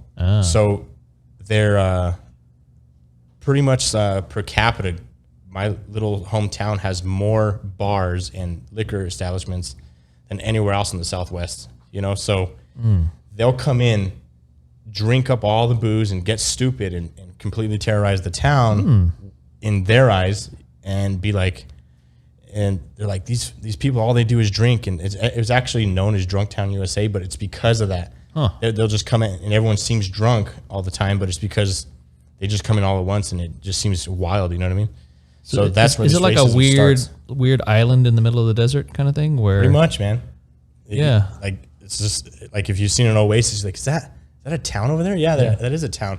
But out past this just long stretch of desert that is just surrounded by Native American land, sovereign It'd be so land. easy to flip it to think, well, you know, if I was in their shoes, yeah, I would run in and go get some shit at Walmart too, right? Oh yeah. I actually have a lot of cool Native American friends. I think they're the funniest people on the planet. They love to laugh. They love to joke with each other and make fun of each other and laugh. It's like Nice. the best people in the world, you know what I mean? But no one knows about them, and they have like their own dialect and like their own language. So, and that's another thing, being in that area and everyone's speaking English or Spanish because it's New Mexico. When they come in with speaking Dene, or I think that's what the Navajos call it. Yeah. They come in speaking their language. People think that they're being talked about, or So Yeah. there's just some like restraint to like get to know these people. You know what I mean? But it's like, wait, they're there all the time, and then like there's like a huge homeless population because, I mean, you almost have like a third world poverty-stricken place amongst one of the richest countries in the world. You know what I mean? It's kind of a weird thing. Yeah. So you got a lot of poor people panhandling and stuff like that. It's like they're not all beggars and they're not all drunks. Like I don't understand. I mean, I understand like where you can see like that it's inconvenient, but like I never found myself to like hating somebody because of that. But I see that the town's like racist like that. You know what I mean? They think it's bad because of the natives. I'm like, no. They actually built this town. You know what I mean? It was an old mining town, and they worked the mines and they did all this stuff, and like this is their country. And I'm actually glad that I'm seeing them take it back, you know, with the Native American casinos, a lot of Native American businesses, jewelry stores. They're doing a lot of different cool restaurants and stuff like that. Like natives are actually taking it back, which is awesome. You know what I mean? That's their land, you know? It's pretty cool. I would see it as if you're in the desert, it's real hard. What are your opportunities, right? Yeah. So Everything comes in on the interstate by delivery. So whatever you can get there, that's going to be your business. You know what I mean? There's not much more opportunity past that. Do you think they see it as a clash between modern and traditional? Very much so. Like, do they try to live a traditional life? Yeah, like or is it like? I know people think that Native Americans are with their feathers and their like, traditional like dresses and stuff like that, but that's not how they are. They're just like us, but then there's like these ceremonial things that they do where they actually get in their full garments and stuff like that, and they try to teach their kids the old ways of doing things, like a more spiritual side. Like they have like all these different crazy things that they believe in. You know what I mean? That's actually why I wrote you about the ghost stories and stuff. Is it crazy? Some of those I think are real. You know, like is it crazier than Mormonism? Crazier than Christianity? Nothing's crazier than Christianity. Jesus is crazy, man. No. Yeah, I don't know. Like I didn't dive too much into it because half the time they don't want to tell you. You know, it's very not secret, but you're not in. You know what I mean? Then now you got to share the smoke. Yeah. That's why there's those peyote parties, and I never was invited. Fuck. You know, I wanted in, but no. Yeah, it's weird though because I think the moment that you want running water, or the moment that you are living in a trailer, or you want to drive into Walmart and buy some stuff, or if you're wearing a pair of jeans, in effect, you're becoming more modern, right? So that's a weird clash to me. I could see wanting to keep some traditions and some heritage, but that would be a real struggle for me. Is like, well, where do I draw the line at just becoming modern? Like, do I have a cell phone with access to the internet? Because that's clearly not. That's as modern as it gets, right? Everybody in the world. But even out there, some of them that don't have cell phones because there's no service. No signal, yeah. Nothing. So what would be a better life? I mean, that's asking a lot, I guess, to prescribe a better life for Native Americans in the middle of the desert. Are they perfectly happy? Is there a better path? Is there something they're looking for? I think some are perfectly happy because they know how to work that system. But I think some are pretty much stuck doing what their parents have done and their parents have done and their parents have done because of the way the government, the United States, has pushed them to these lands, and like they just, I mean, that sucks. You know what I mean? Yeah, you're stuck. Yeah, you're stuck. So unless you venture out and completely leave what you've had, which is really hard to do, then most people can't make that jump. You're gonna kind of be stuck there. I don't know. That's a scary thing for these people, you know. And that jumps almost would, like, for me and you jumping from San Diego to Vegas, you from New Mexico to Vegas. Those jumps is because we're not. It's not as far of a jump. Yeah, the Indian reservation where you're saying that it's almost a third world country to some degree. That's jumping. Oh, it is, man. Yeah, wild. That's a bigger jump, so that must be a lot tougher. Yeah, I mean they don't even have the finances to even like get an apartment in a place or even, you know what I mean? Or they're so culturally different that when they go out to, like, say they were to come out or move out to New York or something, it'd be like there's got to be a culture shock. You know what I mean? In your time there, did you see that Indians can transition? Is there something? Native Americans, thank you very much. Yes, Native Americans. Can they transition from their land? Move? Is there some type of path for them? Government funded path, government help, or?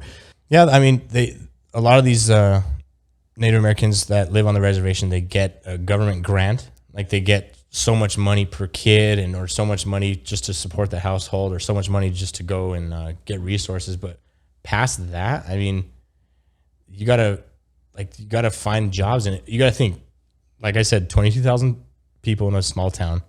I guarantee those jobs are all eaten up. Where are the 177,000 people surrounding going to get a job unless they have something? But it's not like we can go to the reservation. That's a whole different thing. So unless they have their own established little cities out there that are thriving, how are they going to make money to get out? You know? I bet if they could all figure out how to be software developers. Hey, well, you know what? I don't know, man. But that's actually pretty good. Yeah, but not in a silly way. But like, it takes minimal resources. You need just a computer of some kind, right? And learning a computer language, whatever's the most in-demand language. So if you could train 20,000 people that are motivated to learn software. So maybe that's it. You know what I mean? Maybe the technology advancing us will get them to where they can actually do other things. You know what I mean? And actually, hardware spec for software engineering is actually pretty low. Like you don't need, you could use a really old computer and just, because it's just lines of code. It's the compiling of it Lines that of could. Coke. What? I just get Lines of Coke? Yeah, lines. I just messing. You can program faster if you do the Coke in the right line. Yeah. I've actually seen people studying in school like that. So It's it's, Adderall. Oh yeah, it's just the compiling that could that was just change me. from, if you have a really big code base, it could be 2 or 5 minutes. And then, I mean, I don't think, if you're doing something that big, you won't have a super slow computer. But even then, even if it took 5 minutes to compile something on a fast computer, say it takes 15 minutes, Yeah. it's not that bad. Yeah, 'Cause just go you're look not you're not compiling all the time. So, anyways, Yeah. So learning wise, you don't need a cutting edge computer. You can have a pretty old ass computer. yeah. And learn code. I think that would be one potential, because if you had a workforce of 100,000 people that got real smart on code real quick, like it wouldn't take long. Hell yeah. Yeah.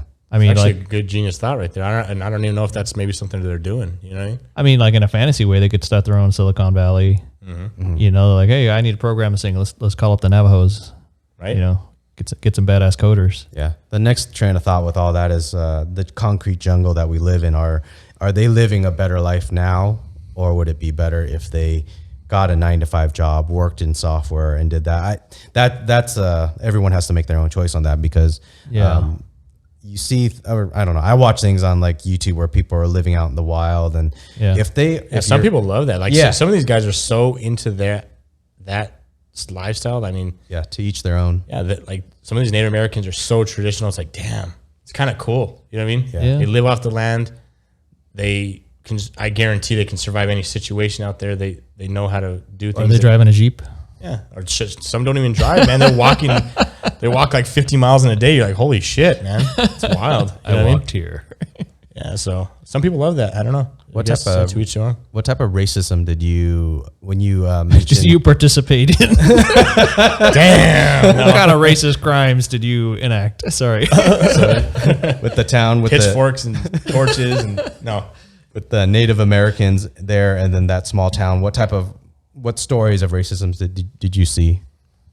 Just a common day little, you know, or just everyday like little like grunts and like little chatter that people would have when somebody would walk in, or like it's pretty common to like sit down at a restaurant and you'll be eating and then somebody come over with their trying to sell you something, jewelry or something, because that's the only way they can make money. You're like, oh my god, this mother, and you'll see this stuff and they'll say something immediately after they walk away, and like, ugh.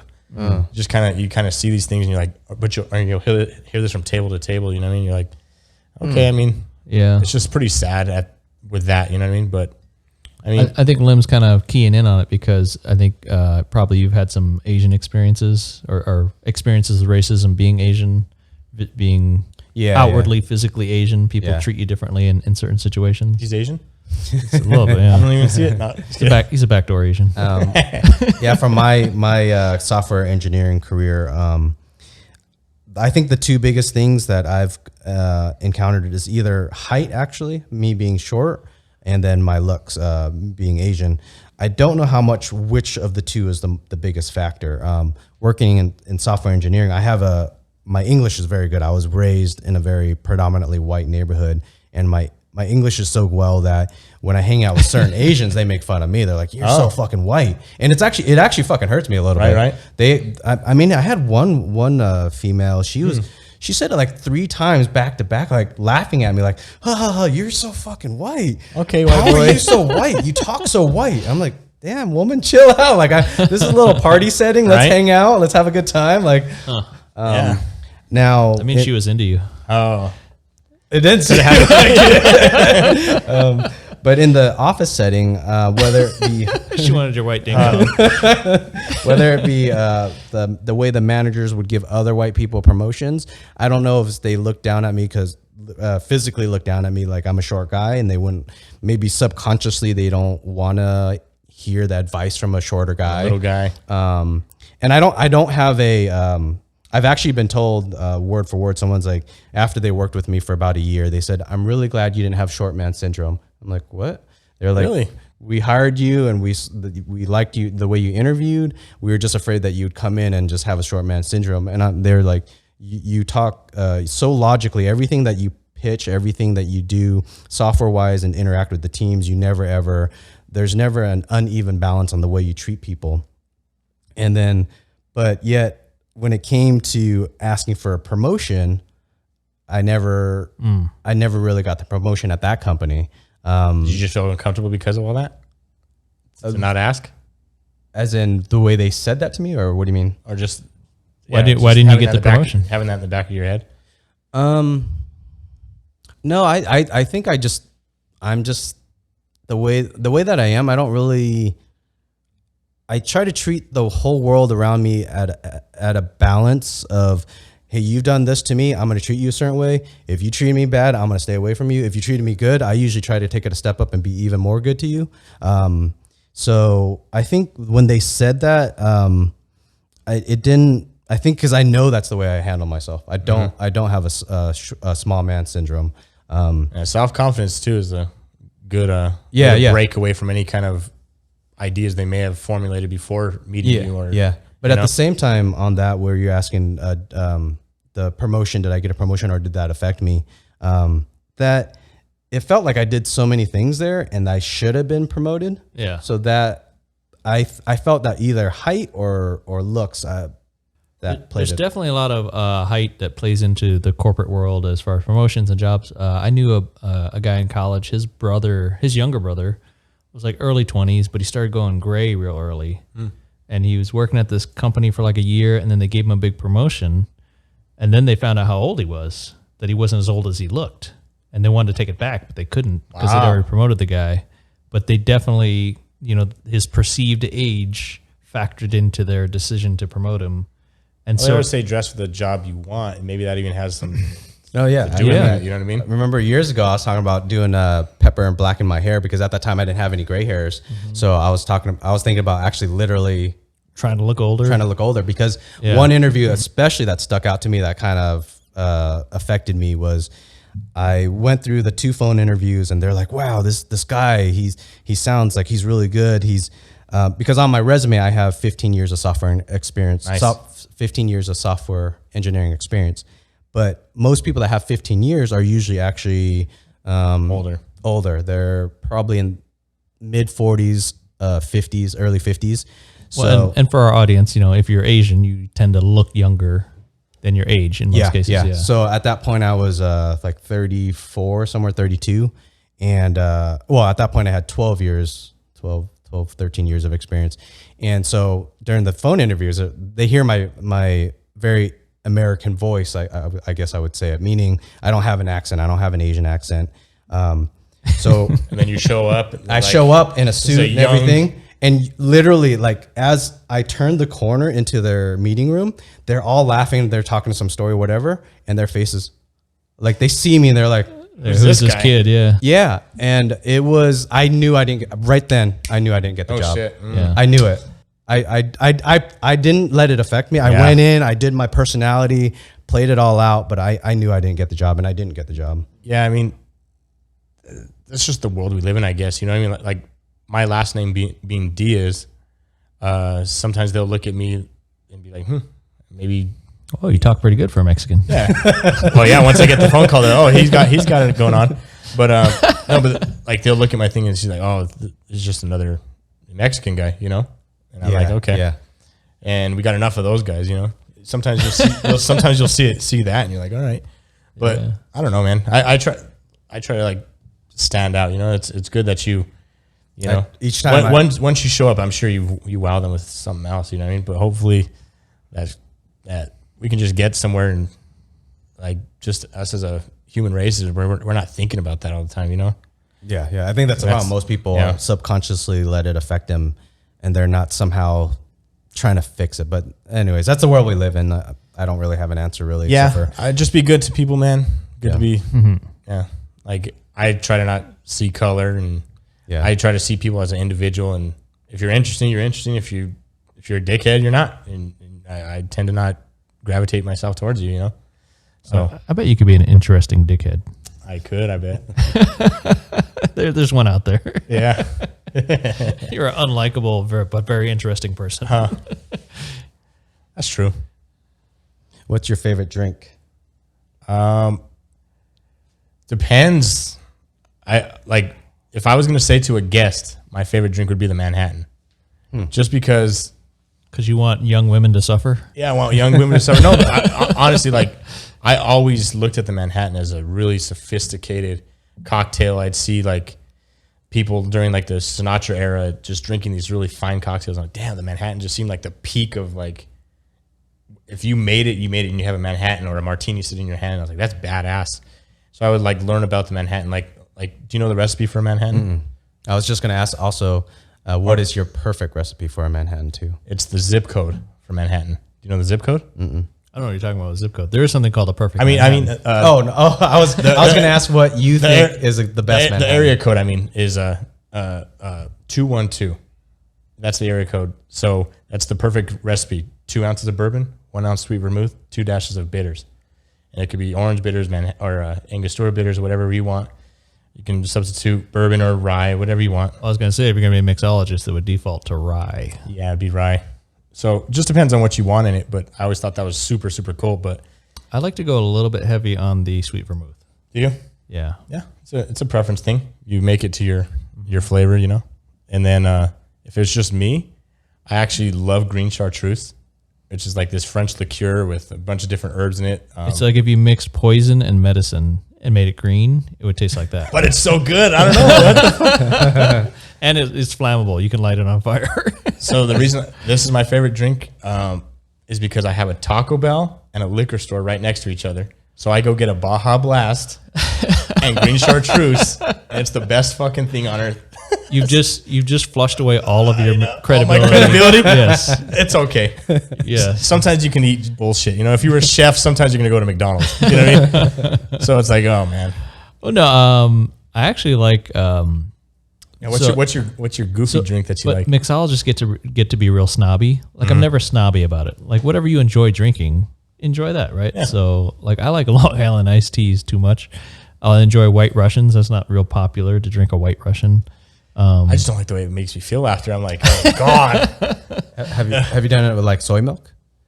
I haven't, but I'm sure it's amazing. Yeah. But when I interviewed for Cosmo, it was a pre-union. It was a super mixology place, and I was really stretching to try to be a mixologist. I studied everything beforehand, and I knew I was coming in hot for this interview and trying to like fake the funk to get in. I know. And you know, it went great. You know, it was Marina was there, and we really connected and had a great time. And this old manager named Greg, who was a really fun guy. But at the end, they hit me with a surprise question: "What's your favorite drink?" And I wasn't ready for that because I'd been like, all this mixology mindset the whole time. And I was like, "Shit, I guess I'll just be honest. Like, I really like kamikazes." And Greg was like, "Yeah, me too. That's a great drink." Yeah. But I knew it was not a popular mixology drink. It's a real basic '80s drink. Yeah. You know, and like I was like, yeah, kamikazes tastes great, man. It's just fun. With high-end alcohol. That's what makes it great. Just kidding. Yeah, and you can put a twist on anything, and then it becomes fancier. It becomes excellent. You know, but I didn't fresh juice as opposed to some sour mix or something. Yeah, goofy. but I think after this hour interview, I'd run out of bullshit. Yeah. I was like, yeah, I just love kamikazes. Yeah, a lot of it's bullshit for sure. You gotta bullshit. Fake it till you make it. Yeah. So there's a line between enjoying cocktails and enjoying new and different things, and then this part where you get too snobby of looking down on other people for their alcohol taste, and I don't go there. I don't go there, and the other place I don't go is when the showmanship behind the bar. Like, yeah, you can put on a show, but the moment you start looking like a magician, I'm like, oh, relax, bro. Come on. True. I've actually just make the drink. I actually went to a working flair, which is different from flair. Like flair bartending is when you start looking like a magician. But a little nice touch isn't too bad. But like he's saying, if it's too much, it's too much, you know? Yeah, if you're juggling. kind of goofy, dude. Yeah, juggling for 20 seconds before doing a 1 ounce pour. It's like, God damn, dude, I want a vodka cranberry, man. It's like, that shit took 20 minutes, dude. I got to go. Fuck it. Yeah, exactly. Yeah, man. I mean, I don't know. Do you have a favorite? So Manhattan is your personal favorite. What you would drink now? It's my yeah, it's like my go-to if I'm gonna go to a bar and like somebody else is ordering for me, like get me a Manhattan. I don't care. It could be bourbon or rye. It doesn't matter. Whatever the bartender wants to make, but that's pretty much On it. the rocks with a float of chartreuse. Yeah, you know, it's gonna be weird. Yeah, it'd probably be all right. But Do you happen to have a what do you think drink wise for customers that has the best, I don't know, effect? Like someone when they ask for you to suggest a drink and then you make something. I'm guessing usually when they ask, you usually ask them what type of drink. I kind of interview them. Yeah, I'll be like, what drinks have you liked in the past? How's your day going? Sometimes they want a stiff drink. You know what I mean? Sometimes you can see that shit. Or like you'll be like, you look at their age. Obviously, the younger ones typically like sweeter stuff because your palate doesn't change to your older and you don't like bitter or more things like that. So, like if it's a young person, maybe something that they're gonna be like, whoa, like something that's gonna get them interested in the drink. It's gonna look great. It's gonna taste a little on the more sweet side. It's not gonna be like a dark spirit because typically the younger ones don't like darker spirits.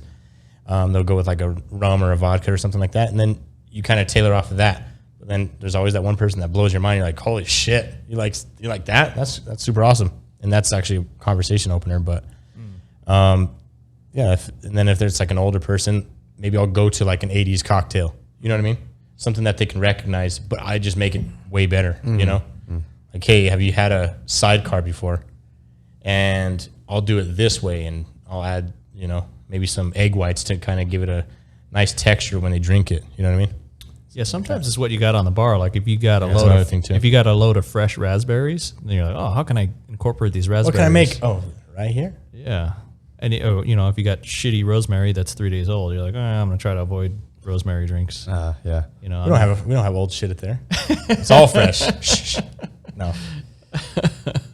It used to be a fantastic large fresh scale program. Yeah, it was actually the largest in the world at the time, right? Yeah, it used to be fresh cocktails. Now, we lost our chief mixologist, and that probably happened through COVID. But I think they're going to try to they're still keeping a great high level of doing things. It's just that maybe they instead of making the Bloody Mary from scratch and it taking all this time for us to do it, they go and find a place that will do that, and the quality comes down a little bit. It's still amazing, but it's just I don't know. I like to craft in front of the person. It's just kind of a better way to go if you have the time. Yeah. This definitely saves time and makes us a lot more money, I'm sure. The annoying one is when somebody walks up and goes, yeah, surprise me. I'm like, okay, do you like tequila or bourbon? Like, oh, gross. Surprise me. Shot. I love vodka. I'm like, okay, let me surprise you with something vodka. The easiest thing ever, right? Yeah, vodka gets a bad rap because it is the most distilled alcohol, and you're just down to the alcohol and you add water back in. So it is the most neutral flavor-wise. It doesn't taste like anything, doesn't smell like anything. Unless you add flavors back to like a peach vodka or something. But basic vodka, straight vodka is distilled to just alcohol is where you start. So that's why you'll often hear people talk down about vodka or love mixing vodka, because it's easy to mix because it started at zero. So whatever flavors you want to change it into. Yeah. Yeah. I mean, I love all these spirits. It just depends on what the person wants to drink. But if they come up right off the bat talking about these new soda, like Trulies or all this shit, I'm like, oh God, these are disgusting. What are the? Yeah. What do you got against vodka soda? Well, I'll make a vodka soda for you. Fuck. I used to say that, like, hey, do not malt liquor shit soda. Yeah, whatever that is. People were coming like, hey, do you have White Claw? This is probably about a year and 2 years ago when it was first getting popular. They were like, yeah, White Claw. I'm like, no, but we have a better one called vodka soda. Yeah. But it doesn't taste like cucumber. I'll put cucumber. Yeah, in. Trust me. It's like that, but stronger. Let's jump into your ghost and alien stories. Oh, so this goes back to. Are they separate, or is this a story with ghosts and aliens? Well, you decide here. So, like, I was getting good.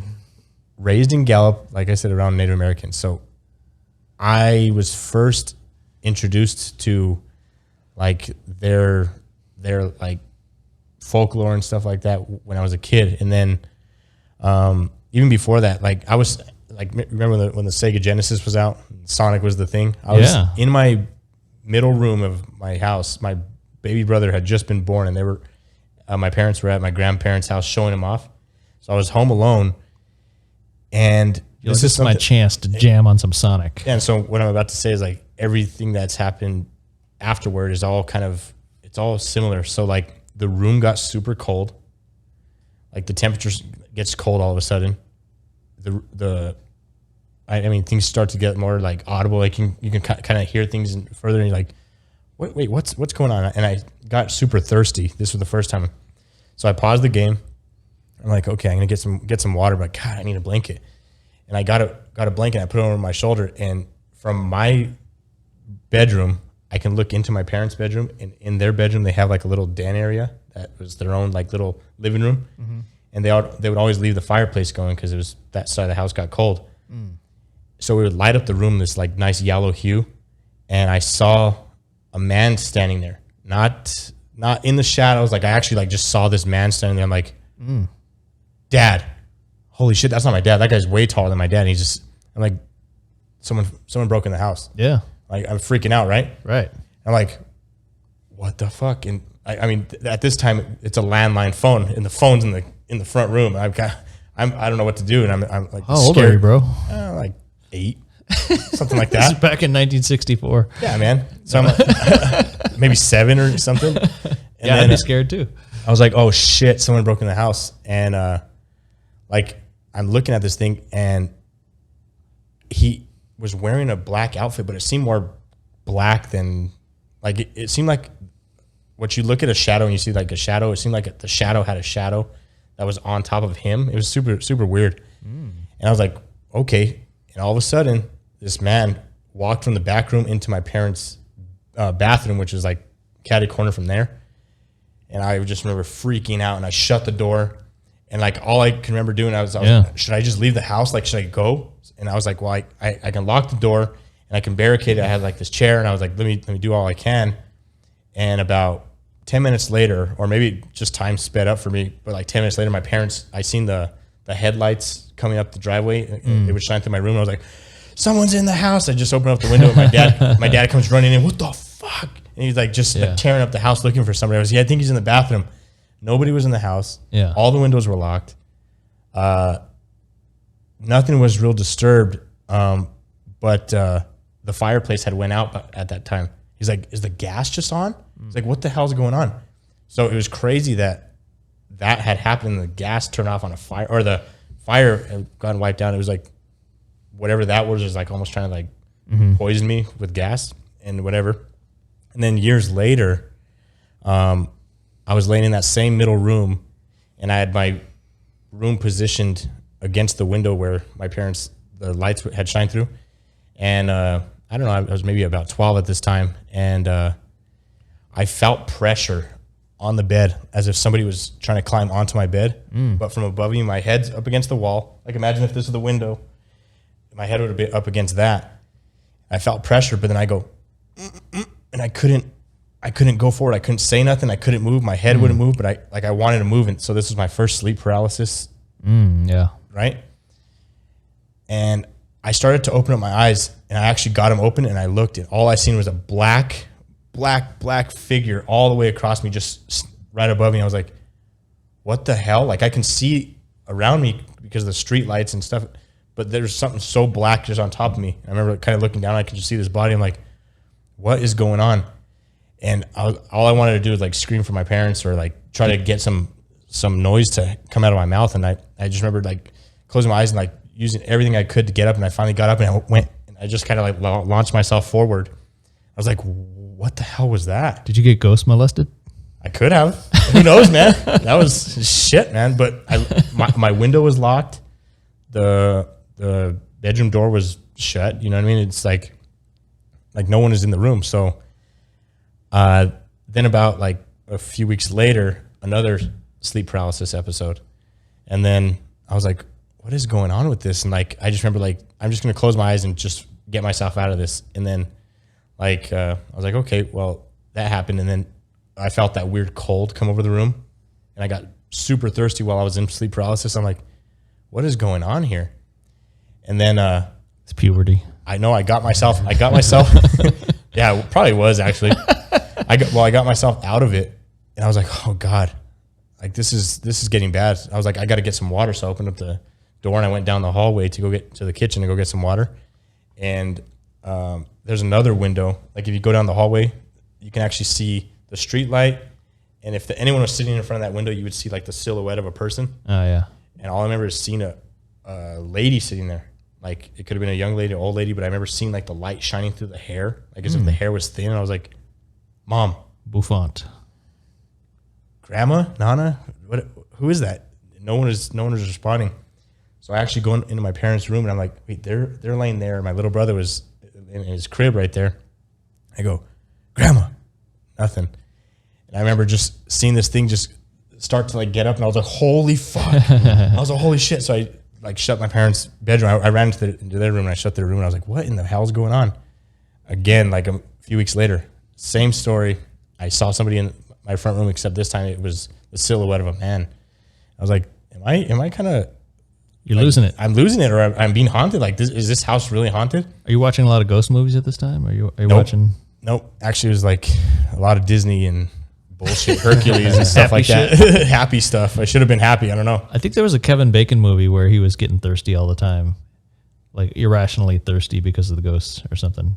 Like he stocked his whole fridge with fucking yoo-hoos. What was or that something. movie? I forget. That sounds familiar. There's a Kevin Bacon. Oh, he had to like dig holes in his backyard or something crazy. I gotta look for that. No, Yeah. like I actually be you. I watched a documentary on Tubi called The Nightmare. What's Doobie? It's like some really cheap app, but it's free. And there's a lot of movies on it. Oh, okay. You can't yeah, if admit you- to doing illegal things. If you guys want to watch something crazy, go watch The Nightmare on Tubi. And it's this documentary about people that have sleep paralysis and what has happened. And Yeah. in that movie, there's a man, they call it the Man in the Hat. And it's just a black figure. And it's a man in a hat, but he's surrounded by other people that don't have hats, but they're all these black shadows. Like, remember that, how I said that Yeah. black shadow over me? And when I saw that movie, I was like, holy shit. I was like, that's me. And it happens with sleep paralysis. And I don't know if this is a thing that's common with people that get that, but I think. But you were small time, so you didn't get the Hat Man. You got one of the Well, I one remember. of the sidekicks. Yeah. Well, I seen the guy in the back room the first time, and I remember seeing him with that hat. Oh, Hat Dude was around. Okay. Yeah. That was the original guy I saw. And then everyone Yeah. after was just like these little minions or whatever. So he's cool. We'll send in the. Yeah, I don't know. It was just it's kind of weird. And then to fast forward, I was probably about 17 at this time, and me and my friend Jared would ride four-wheelers into the reservation, and we found this mountain. And if you looked, or just this like mesa, this like short little hill, and if you ride up to it, it would look flat, or it looked flat if you were looking straight at it. But if you ride up to it, it was actually like opened up with like a little level that you can go behind it. When you go behind, you would actually crawl under it, and then inside was this huge cave. And we're like, oh, this is sweet. Yeah. And actually, we had to go and get flashlights, but when we came back with the flashlights, we looked in the back, and there was like almost like bunk beds dug out into the sandstone. Yeah. And it was like, there was like I think they had the same thing in Back to the Future 2 where they hid the DeLorean. yeah. Oh, that was part 3 when he went to the Wild West. Yeah. So it was cool to see. I was like, well, obviously it's like somebody stays here or had stayed here, because it was like, No, that's like the old peyote Native smoking American. thing. Yeah, it was like an old Native American like hideout. It was super weird. Yeah. But we were going out there and we were like, well, this is our hangout spot. But there was one time when we seen lights just flashing above, because there was this crack in the sandstone above us. We saw lights and we were like, oh shit, the cops are here. yeah. We got to go. Like, let's get out of here. But when we get out of the cave and we're standing out front, it was super dark. We're like, well, how would anyone even get up on that hill? Yeah. And why are we seeing like lights? And all of a sudden we both looked left, and like before LEDs were like a real crazy, like everyone has LEDs on their shit. We seen like 40 or something LEDs just looking at us. Like it looked like the stars had went to our level, and they were all just kind of there, and they were moving. They were kind of dancing up and down. I was like, what the hell is that? And I was like, are those people in the distance? I was like, but that seems super weird. Like you couldn't see anything behind it. You can see like the sagebrush and the desert land, but you couldn't see what those were. And we're like, well, let's take off. So we got on our four-wheelers and took off, and those things would follow us for about 2 miles. Like, this is super crazy. Like, every time we look back, we'd see those things. And then in the fast forward even more, Well, that sounds like the Navajos have superpowers that they've been hiding from us. Yeah, I was thinking. Well, and that at the time I was like, this is Native American shit. Like we're on their land, they're probably doing something. It's like Wakanda out there. Wakanda. Like a high tech shit. Yeah, it could have been something like that. Who knows, man? Maybe playing- it's Marvel's. They just storm into town on the 1st just to fuck with everybody and go ape shit at Walmart. Yeah, that was the entrance to the Avengers right there. Just kidding. I don't know, man, but like, I was actually at my house with my wife in the future. Like, I'm fast forwarding way later. Yeah. And I was laying next to my wife, and this is probably my most like vivid experience that I had. And I can't tell if it's like ghost or alien or whatever. That's why I was saying you guys decipher that. I was laying next to my wife. We actually switched spots now. I used to lay on the right, and she used to lay on the left. But now I switched it. Okay. And I because of this event, less problems. Yeah. Oh. So I was laying on the right, and it was like 10 o'clock at night. We had went to sleep early. It was an apartment complex that was super quiet. Like there was never any noise. So what I heard was super weird. Like imagine like a stainless steel countertop, and then you running like silverware over the top. You hear that. Oh yeah, that's what Freddy Krueger does. Okay, so something like that, right? So imagine description. Imagine hearing that, but you're asleep, and then again sleep paralysis hits. I'm like, fuck. I was like, I'm too old for this shit. Like this was something I had as a kid. This is bullshit. So I'm like, okay, so I'm gonna deal with this, and I was like, I'm gonna try to open my eyes. And I'm like, oh shit, my eyes don't open at all. I was like, I'm stuck. Look, I gotta move. I gotta see who's fucking around in my kitchen. Yeah, but then I'm hearing this, and I'm like, is somebody? I was like, wait, I'm not even in my house right now. What am I on? And I felt like I was on a flat slab.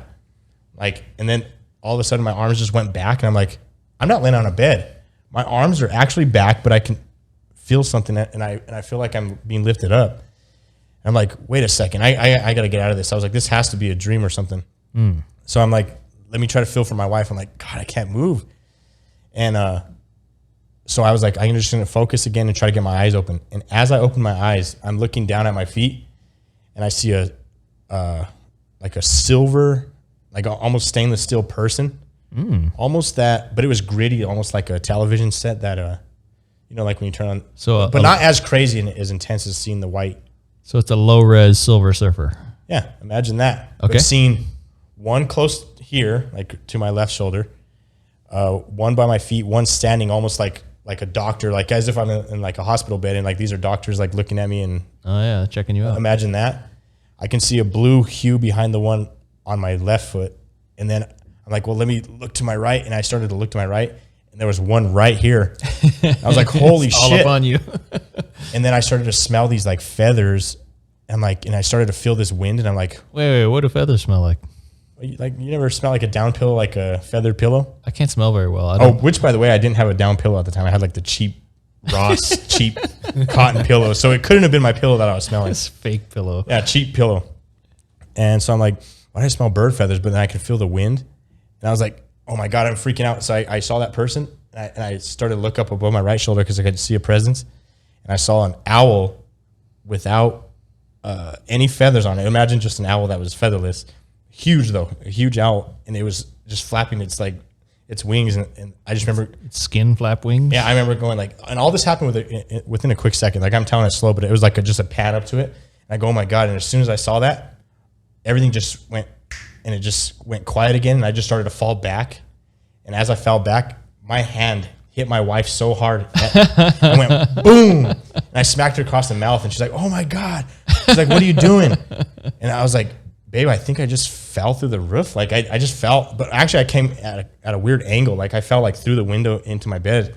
Yeah, you don't hit the owl on the way in. And I was like, what the hell? And I was like, are you okay? She's like, what kind of dream were you having? And I was like, and I told her about it. She goes, Yeah. you want to know what's crazy?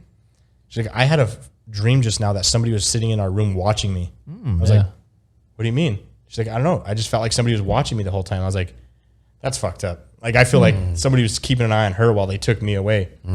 And like, that's just some of the stuff. I got even more stuff, but I don't want to like freak your audience out too much. You know? You know what? It made me think of when I asked Emmett only like a couple of weeks ago. I said I was telling my dream stories. The dreams were whether it's a ghost or some evil samurai trying to kill me, whatever it is. And then I asked Emmett, Marielle, and our cousin Steve.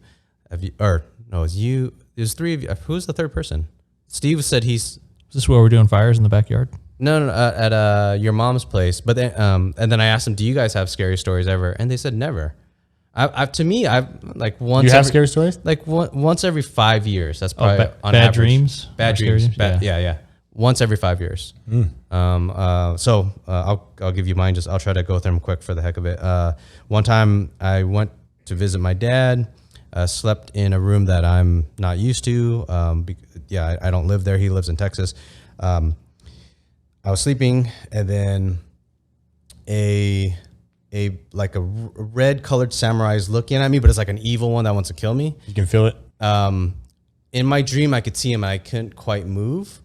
And then I was able to kind of just wake myself up eventually.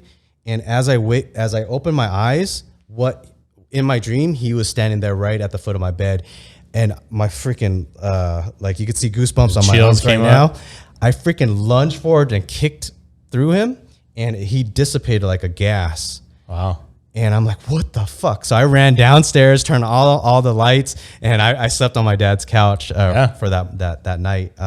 So that one was the first time something where I saw it in what felt like real life. I'm gonna say what felt like real life because I definitely kicked. I opened my eyes. I believe the brain is very fluid in its processing. So maybe is it possible I was still sleeping when I kicked? I don't think so. But so anyways, that's the first time I saw something outside of a dream. Another time was me and Emmett were living at Pandora. That doesn't matter. I was sleeping in my room. Well, somebody actually broke in there. Yeah, but I think this was before that break-in. Okay. Not that it matters. I was sleeping in my room, and it was a figure. There was no face, no nothing. I didn't see a ghost-like figure in my dream comes up and starts choking me. Like it says, "Oh shit!" It starts whispering like, "I can fucking kill you, man. You can't do shit about it." And I'm like, I can't breathe, and I'm like, I can't yell, I can't do anything. Yep. And then he's It's an asshole ghost. yeah. And then he eventually lets go. He's like, remember that I could do whatever I want to you. And I like wake up and I'm scared, dude. I'm scared. I'm like, Got a power What trip. were you doing, Emmett? so I go out to the living room. I turn on all the lights, and I sleep on the couch. And then the ghost comes back on the This is the first time I've had a double dream back to back. Wow. And it's the same night. So as He wanted you to remember. yeah. No, Yeah. I mean, you remember, bitch? yeah. Remember Can't me? you turn on the lights? And I'm not that weak. He starts choking me. I'm saying he because I guess the voice did sound like a he. Sure. He's whispering. He's choking me again. It's like I could fucking choke you, kill you, and Emmett in that other room will not fucking hear you. And I'm like Emmett, and he's just choking me. And then he's like, I'm gonna let you go for now, but remember. And he let me go, and I woke up, and I'm like, Jesus fucking Christ, I can't even sleep in another room. Like, what do I do? What a bully. And then there's dreams like that. I can't think of. I want to say I've had one or two other ones, but so I guess I don't put too much thought in it. The thing that actually blew my mind is when I told you guys about the dreams, and 3 of you are like, no, we don't have any of those dreams ever. I'm like, really? I forget most of my dreams. Do you? Yeah. Yeah. My brother says he never dreams. I'm like, really? God. I think it happens. You just don't remember it when you wake up. Yeah, but not everything always happens in dreams for me. Like one thing I haven't mentioned, like you were saying, like actually happens in like real life, real time. I was laying there watching Jerry Springer on a leather couch like this on my side. And leather couches, when it gets hot, you get sticky. You're like, ugh, like you have to peel yourself away from it. I peeled myself away. We started with sticking to a leather couch and Jerry Springer. Yeah. My pants were off. No. But I like got myself up. I was like, oh God. And I'm super sticky. And I remember looking, and I looked under my coffee table. Sure enough, there's just a small baby under there with old man skin, almost like what you'd see like Benjamin Button. Like imagine like a wrinkly skin. But it seems so real. And I go, what the hell? So I lay back down and I go, did I just see that? I go, let me look again. And now it wasn't there, but the indention was there on the carpet of something that was there. I was like, oh, fuck. I was like, here we go. Now it's happening when I'm awake. just weird shit that's going on. You know, That's a metaphor for all the paternity issues on Jerry Springer. yeah. Oh, it could have been. You are the father. No. Your father's older than you. Wait, no. Yeah, it could have been. No, but I don't know, man. Like, just weird stuff has happened like that. What would you, if you have other stories, feel free. Or I was just going to ask, what do you, you don't have to answer this if you have other stories. What do you conclude on this? Do you know Jeffrey Epstein? Right? Did you hang out with him in New York? He didn't kill himself. No. I don't know, man. I honestly, experiencing it and feeling it, like, I don't even know if I've described it enough because I wanted to just kind of like summarize the whole thing, but like feeling it and seeing it, and I don't know. I know that there's something bigger out there. I know that what I felt was real as hell to me. You know what I mean? And then seeing that other people, like seeing that documentary and seeing other people experience very similar stuff, you're like, Jesus Christ. Like, obviously or maybe it's just a consciousness that we all have because we are human. Maybe it's just that's the way we all perceive life and dreams or things that happen to us, and that's how our brains process it. Maybe it's different for like a dog. Maybe dogs all kind of see the same thing, but like, you know, we just don't know about it. They dream about tennis balls. Yeah, they're dreaming about chasing their tails and shit. I know that for a fact. But I'm just like, I don't know, maybe that's what it is, but if not, I think it's all this. And like, I'll tell you another thing. You guys know what a manananggal is? Manananggal? Filipino folklore about a lady that she's pretty much a witch, but she's half body. She's like looking for her daughter or something like that. Wait, top half or bottom half? Yeah, not the good side. No, it's just she's like just a torso and a head and like wings, so she can fly. Well, she got no legs, so she's flying around. Yeah, but she's flying around. Yeah, that's what I'm trying to. Yeah, okay. And then me and my friend were heading back from Phoenix to New Mexico, and in the sky I seen this big flapping, what I thought was a huge bird or a eagle or something. I'm like, God, that thing is big. And I'm like, wait, that's not even like bird wings. It was like reptilian wings. I'm like, what the hell? And at the time I had a razor phone. You remember the flip razor? Yeah. I was like, let me try to get this shit. And I clicked it and I looked at the picture. I was like, that thing's fucking crazy. I was like, look at the body on it. It seemed human in the body with reptilian wings. I was like, what in the hell was that? I probably can actually find that razor phone. I don't even know. I still have old shit in my drawers. You have the evidence. I'd probably do. Of the Filipino manananggal chasing you out of Phoenix. Well, and I didn't even know what a manananggal was until I roomed with my Filipino roommate. Yeah. And I was telling him about that, and I described it. He goes, that's a manananggal or mananang. I didn't even know how to say the word. But he had told me about it. He's like, holy shit, man. And like, I actually seen that during the day. It was like midday. Like, we had just gone to lunch, and, you know, so it shouldn't have been. Yeah. I think I always default to what is the most logical explanation. What's the most logical possibility? I mean, was it some kind of bat? You know, sleep paralysis certainly is a very common thing for everybody. And then, you know, while we're dreaming, of course, we're going to see weird shit when we're dreaming. So I tend to lean towards, you know, that's probably some logical thing going on. You know, you ever had anything crazy happen to you? Yeah, but I go back to a lot. So like when I was in high school, there was a time where me and a buddy were going to some chick's house, and it was in a high-rise condo, and you know, nobody was around. It was like a Friday night, and it was weird that nobody was around, and you know, and we go knock on the wrong door, and something spooky happens, and we run to the elevator, and you know, it looks like the elevator's chasing us, and we get downstairs, and you know, there's ghost stories of, you know, some maid lady died in this pool and her kid died too. And then so you could chalk it all up to a ghosty experience, or, you know, two scared ass high school dudes running around like idiots. You know, like, was there really a ghost? No, it was just two clowns. You know, so I tend to lean that way. Right on. But I don't have real vivid experiences. I would never discount somebody else's experience in that. I'm sure you experience those things. Yeah. I mean, sometimes when you go looking for it, you'll find it. You know what I mean? Yeah. I think I steer away. Like, I don't want to be scared. Like, there's no benefit to me to being scared, right? At any point. So at any time something starts to get a little scary, I'll find some other place to go or some other thing to think about and occupy my mind. One time we found ourselves at a there was like a sports complex, had baseball fields and stuff, but out in the desert, there's this random like brick house, or it's not brick, it's like old stone, almost like what you'd see on a medieval castle. It's just like a house built out there with one door, no windows, and it's pitch black on the inside. We went out there on our dirt bikes and saw this thing. We're like, that's crazy. So I took my cousin Michael one time. I was, you guys want to go see a crazy little area? So I showed him the house, and he goes in, and I started to walk in the door, and all I heard was a scream, and it goes, "Get out of my house!" And I was like, "Holy shit!" But we couldn't see nothing. Like there was nobody in there. There was nothing on the floor. It's all dirt. But like we were like, "Oh my god, was that like a witch house or what the hell was that?" Yeah, you were in his house. Yeah, man, that was super scary. But I was like, "Oh shit!" And ever since then, like I had told my parents about that. Oh yeah, that's like an old like witch house and this and that, or like I actually screamed the same thing the first time we had burglars. yeah. I mean, they ended up being a bunch of like kids, like middle school age kids. What happened with that? I yelled exactly that, and they all ran out the windows, and like I caught one of them. I should have held him for the police, but I looked at him, and he was like literally like an 11-year-old kid. Oh yeah.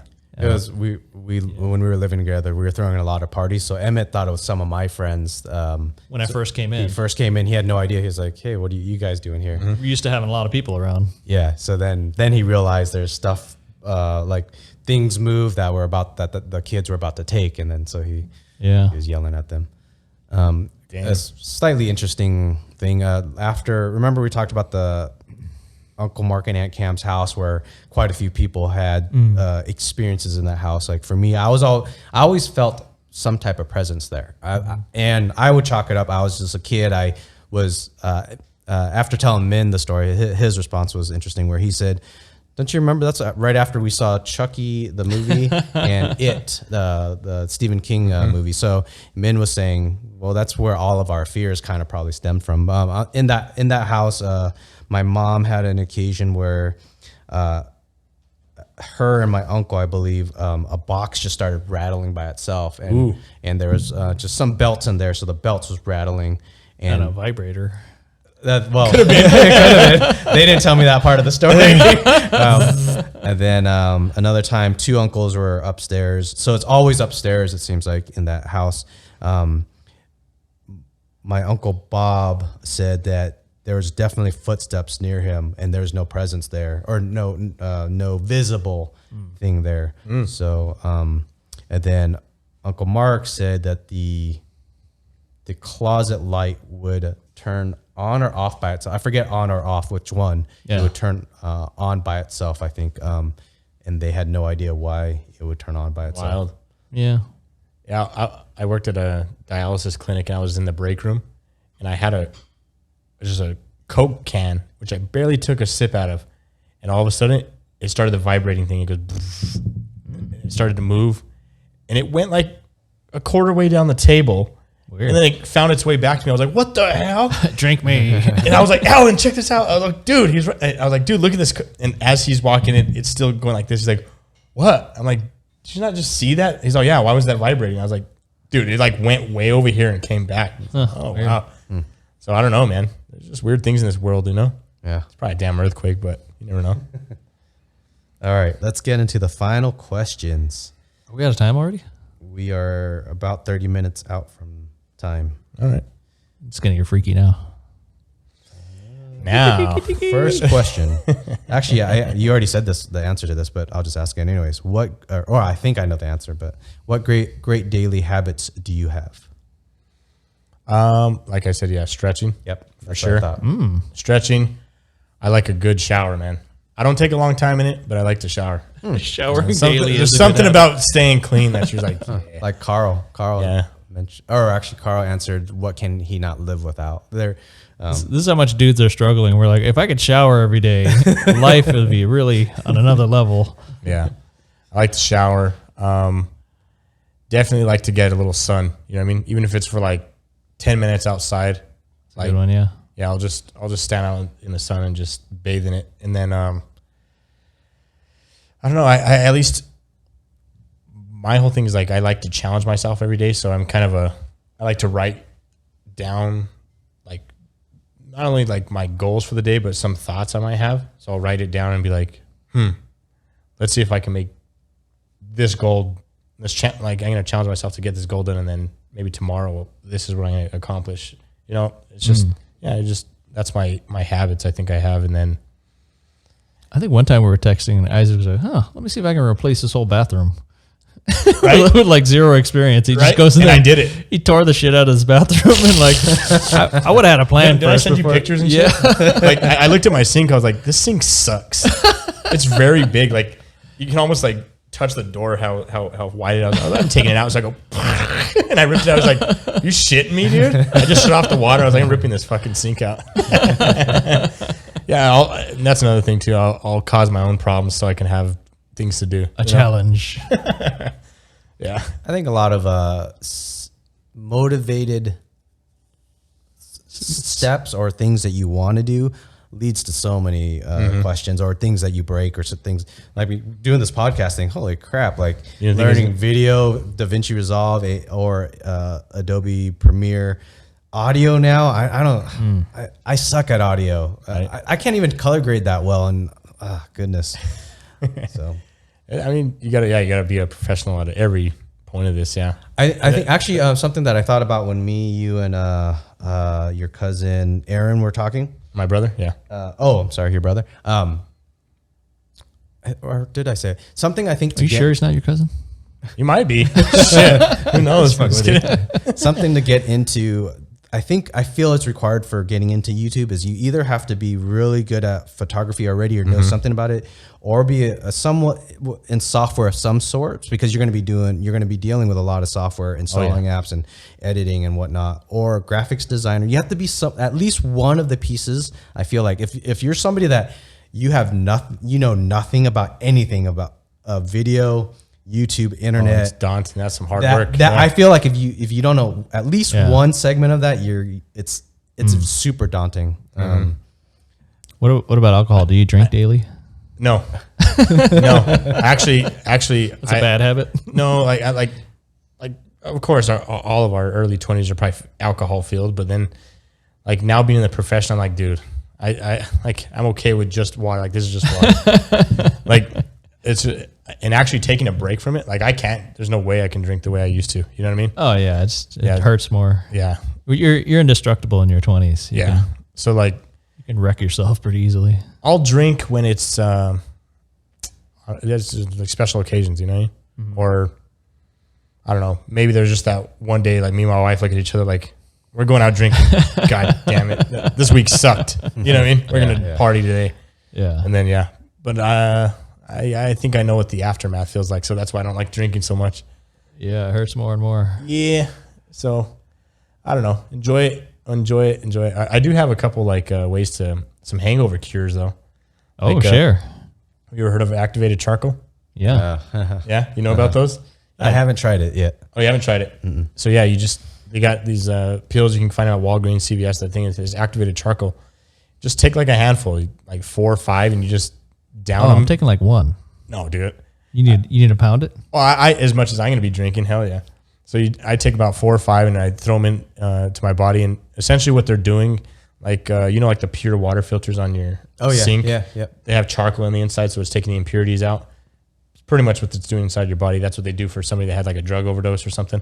They fill them with charcoal and it kind of takes the drama away. So you do that. Drama. Yeah, you do that. And then, you have a lesser hangover the next day, or at least you can come alive a lot quicker. You know what I mean? Does it take away any of the drunk feeling? Nope. Or only just the, okay. Nope, just you're things still that make wasted you feel as hell. shitty. You're still partying and getting crazy, man. The EDM music's hitting hard, you know? And then that, or go to GNC and get like somebody that's a bodybuilder, get like a multivitamin, like the animal pack. That there's like 12 or 15 vitamins in it. Take that before your drinking bender, and then you feel great. Like that is actually probably the best.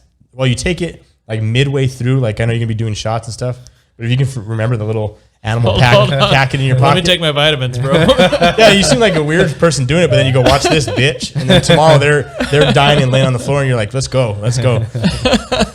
except you find yourself buying everyone breakfast because you're the only one up. But yeah, so that definitely works out. Animal pack. Got it. Animal pack, the yellow and black canister. I don't know about the other one. The other one's like some other shit. I just found that out because like I was trying to work out at one point, and I was like, these actually kind of help me with hangovers more so than the gym, obviously. I'm not getting any buffer. Great. Those hangovers feel good. Yeah. All right. Second question: what do you think or know of cryptocurrency? Well, I was dabbling in it when the Bitcoin thing was first taken off. My other friend Isaac, he actually calls me up. Like, I don't know how he knew about it. He got out of a 9-year prison sentence, and he calls me and he's like, "Hey, you know anything about cryptocurrency?" I was like, "No." He's like, "Well, there's this thing called Bitcoin, and here's how you get in." I was like, "Okay." And this was around when it was around like I love getting financial advice from a person straight out of prison. That's why I didn't trust him at first. I was like, what the hell are you talking about? I was like, what is that? But then he tells me about it. I was like, oh, okay. I was like, that sounds cool and everything. And he bought in around $350 is what the price was at the time. Yeah. And I waited till it was around like 850. And I was like, well, let me try this shit. So I put in like $40 within like a 2-day period. I like doubled or tripled that. And then I was like, well, let me put in some more money. And I like doubled or tripled that. And I was like, wow, this is pretty sweet. Yeah. And then everyone started buying into it. I was like, oh, fuck. And I was like, well, I'm just going to leave what I have in there and let's see what's going on. And I ended up making like a couple grand. And I was like, this is pretty badass. But then I didn't know how to sell the shit. Oh, yeah. You know what I mean? Right. So I was like, oh, fuck. And it started to come down. So I was in a panic to sell it. Oh, it's called panic selling. Yeah. Yeah. So I was like, oh, fuck. So I ended up figuring out how to sell the thing and without actually taking like a huge percentage on selling it. And I was like, okay. I was like, well, I'm out. I made like $1,800 on one, and I think I made like 2,000 on the other. And I was like, I'm out. So, and I watched everyone else just lose their cash, and you heard about people putting their mortgages out there just selling their homes to buy crypto, and you're like, holy shit. So you saw people like failing. 2015 or what was the Something like that. Whenever that was. weird? So I was like, and then after that, I was like, well, let me get out for a while. And then, but I would always check because I had the apps and I would check and I'm like, it's still down. But like a year later, I was like, oh, it's back to where it was. No way can it get bigger. And it kept getting bigger and bigger. What is it? Like $55,000 for Bitcoin now? Yeah. I usually check all the time. 53 last time. Yeah, something like that. Okay. Like that's fucking unbelievable. You know what I mean? Like that's crazy. And then you hear like Tesla buys into it, and you can use it with Amazon and Apple. And then you hear like a casino like Resorts World here in Vegas is now going to take their. You can actually use cryptocurrency on property, and like that's a good sign for that. Yeah. But as far as now, what's going on? I just hear everyone's getting rich on this Dogecoin or Dogecoin or whatever it's called. Yeah. So I'm like, okay, but no, I've been out of it for a little while. Yeah. You guys obviously talk about it a lot. So. Oh yeah, I love cryptocurrency. It's an amazing technology. It's an innovation that we have yet to ever have. I know my hopes for it is very optimistic. I think it's a great, amazing, fantastic tool. I just don't know if humans will learn how to utilize it well. I think it will. I personally think it will. Hey man, we figured out activated charcoal. Yeah. Yeah. Have you heard about like the consensus mechanism under it, or do you kind of know why so many nerds are really big into it?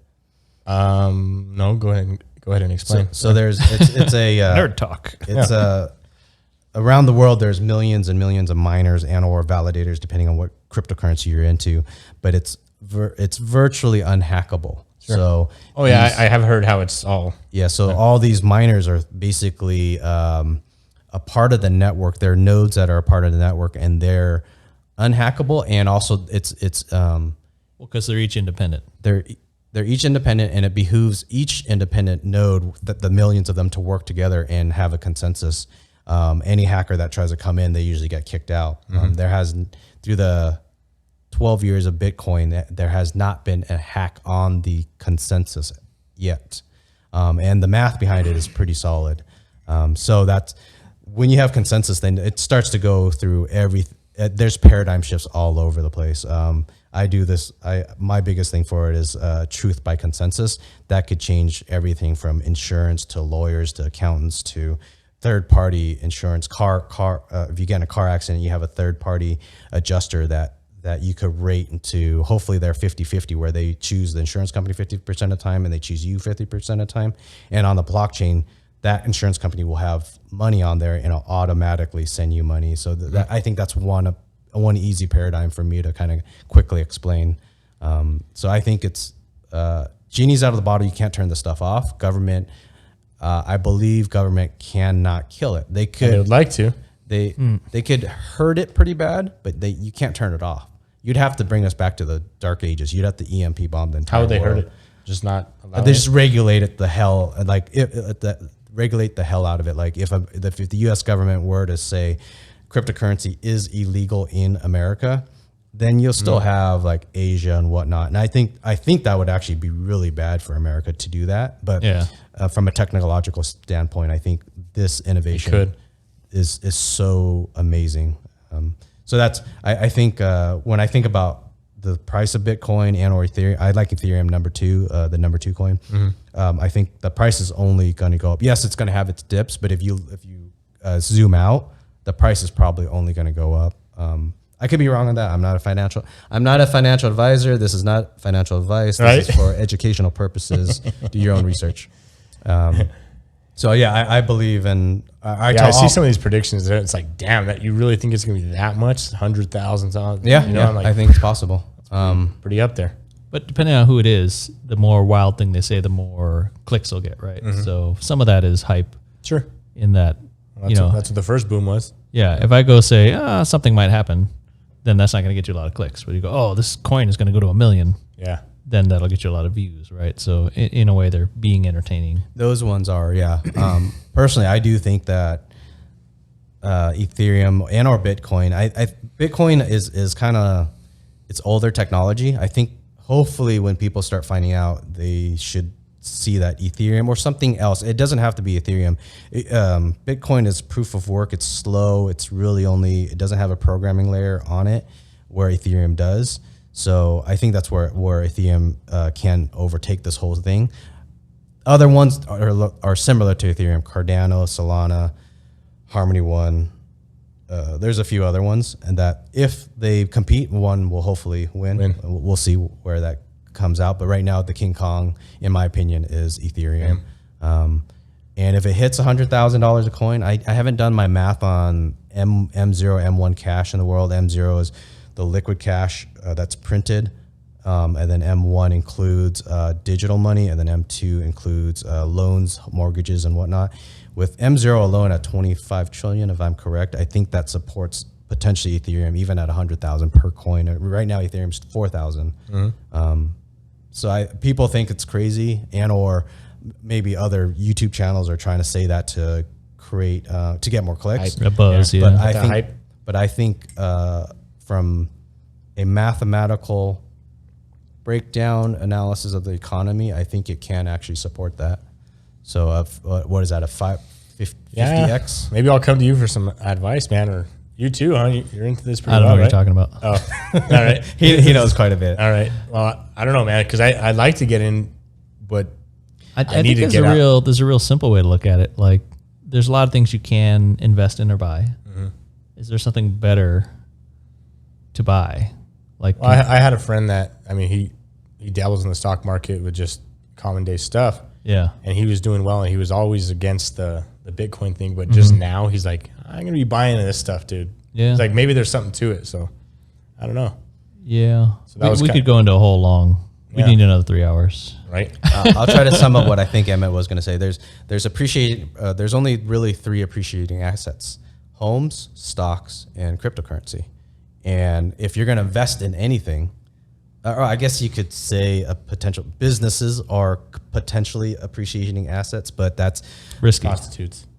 Got to take care of your host. Yeah. Take care of your who host. was it was someone telling us yesterday. I won't say the name, about their drug dealing. How he Oh, made, don't tell who that was. Yeah, I'm not gonna. Well, shit. The time. Well, there shouldn't be a timestamp on the video, so they won't be able to guess who it was. In high school, he made like 160,000 off of selling ecstasy. Fucking A. That's an appreciating asset if you put money into drugs. Yeah, for So sure. That's a business. It's yeah, okay, yeah. Get it's caught, okay. and it's not It's not good. Okay, so out of the four So, possible so options, doing business is risky. Buying stock in a business is less risky because you're only buying really well established. Yeah. and then buying a home is less risky because you have an asset. You actually have a physical home where stocks can crash. I mean, homes could crash in value too. But the home is your first slam dunk because if you don't have a home, then you got to rent. So unless you got a free place to live, then the home is the first slam dunk thing you can buy. Yeah. And you're check, you're good. So you got the big one. Or unless if you're like me, where you rent super cheap, you live below the means of most people by a big margin. That's the only other. You got a different life plan. Yeah. That's the only other time that equation we're putting into cryptocurrency or stocks would be better than buying a home. But a home is, if I had a financially advise someone, this is not financial advice. I would, If I was an advisor, I would say number one is, I would say cryptocurrency. Number two is a home. Number three is stocks. Wow. well, because crypto can multiply so fast, and we're at a It's a unique scary thing though because of that. we're at a unique all time. yeah. Yeah, we're at a unique time where it looks like it's gonna keep going for a while. It doesn't look like it's gonna crash the way it used to. It used to crash real hard and correct and be super volatile. It looks like it might be a little more stable, but even if it's super volatile, over time the trend is up. Gotcha. So if you have some money you can risk, if you have some money you can risk, there doesn't seem to be a better place to risk it. Yeah, exactly. If So I if you had have to guess. disposable income that you could throw into this for, I would suggest between Got a few checks from the government just recently. I would say between 5 to 10 years. I would suggest that because that's where, if you look at the history of Bitcoin, Ethereum, any of the cryptocurrencies, if you hold for a couple of years, that's when you see the skyrocket. But if you keep on buying and selling throughout that, you risk it all. So it's just buy once and buy it, forget it really. If you don't have the heart or the mindset like I do, I'm able to look at the price and I see a big dip and I'm just like, yeah. Nice. Because I know a big spike is going to happen. Yeah. But 90, I think 90. I wish I still kept what I had in there because it would have been way more. Was it Bitcoin? Yeah, Bitcoin, Ethereum, and some other shit at the time. I don't know. One of those damn coins. Tron dogs. I like making fun of Tron dogs. That one's a funny one. I don't know if that was the actual coin. There were electronic dogs you could buy on the Tron coin or something. Oh, It was funny. I heard something like that. Well, it was funny because they were a knockoff of Crypto Kitties. So Crypto Kitties is ridiculous to begin with, but then to a couple months later come up with the knockoff Tron dogs. Is especially funny to me. And then especially because Tron is originally some sci-fi neon light motorcycle shit. Yeah.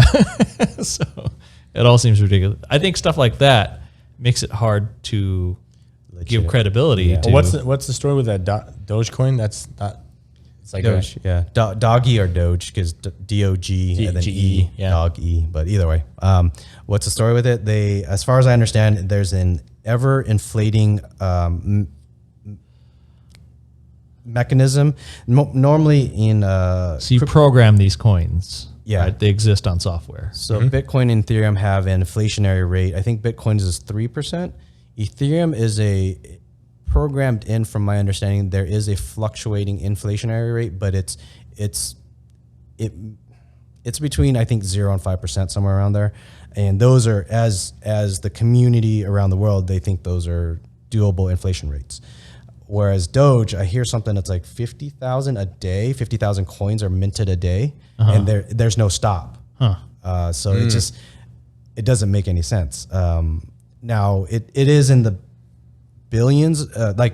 Bitcoin has 18 million coins. Ethereum has 115 million coins. Doge is something I don't know. I want to say 4 billion coins. So minting 50,000 coins over 4 billion isn't that much, but it doesn't seem to work well. Whereas Bitcoin and Ethereum have a inflationary rate that decreases every. Well, so if you want the value of each coin to go up, you want them to be rare, not printing a ton of them. Yeah, both. Just like our cash, you know, there's got to be a limit to that. Yeah. Nope, not so far. Oh yeah, true that. Print that shit. Yeah. I think 2040 is when Bitcoin's inflationary rate goes to 0. So after that, it won't grow I think it maxes out at 27 million coins, and that's it. I might be wrong in that exact number, but somewhere around there. Well, I mean, so was your question? I mean, so doggy. I was coin. trying to, because I thought there was like something about it. Like everyone's like, well, it's not good because of this and that. Is that the reason?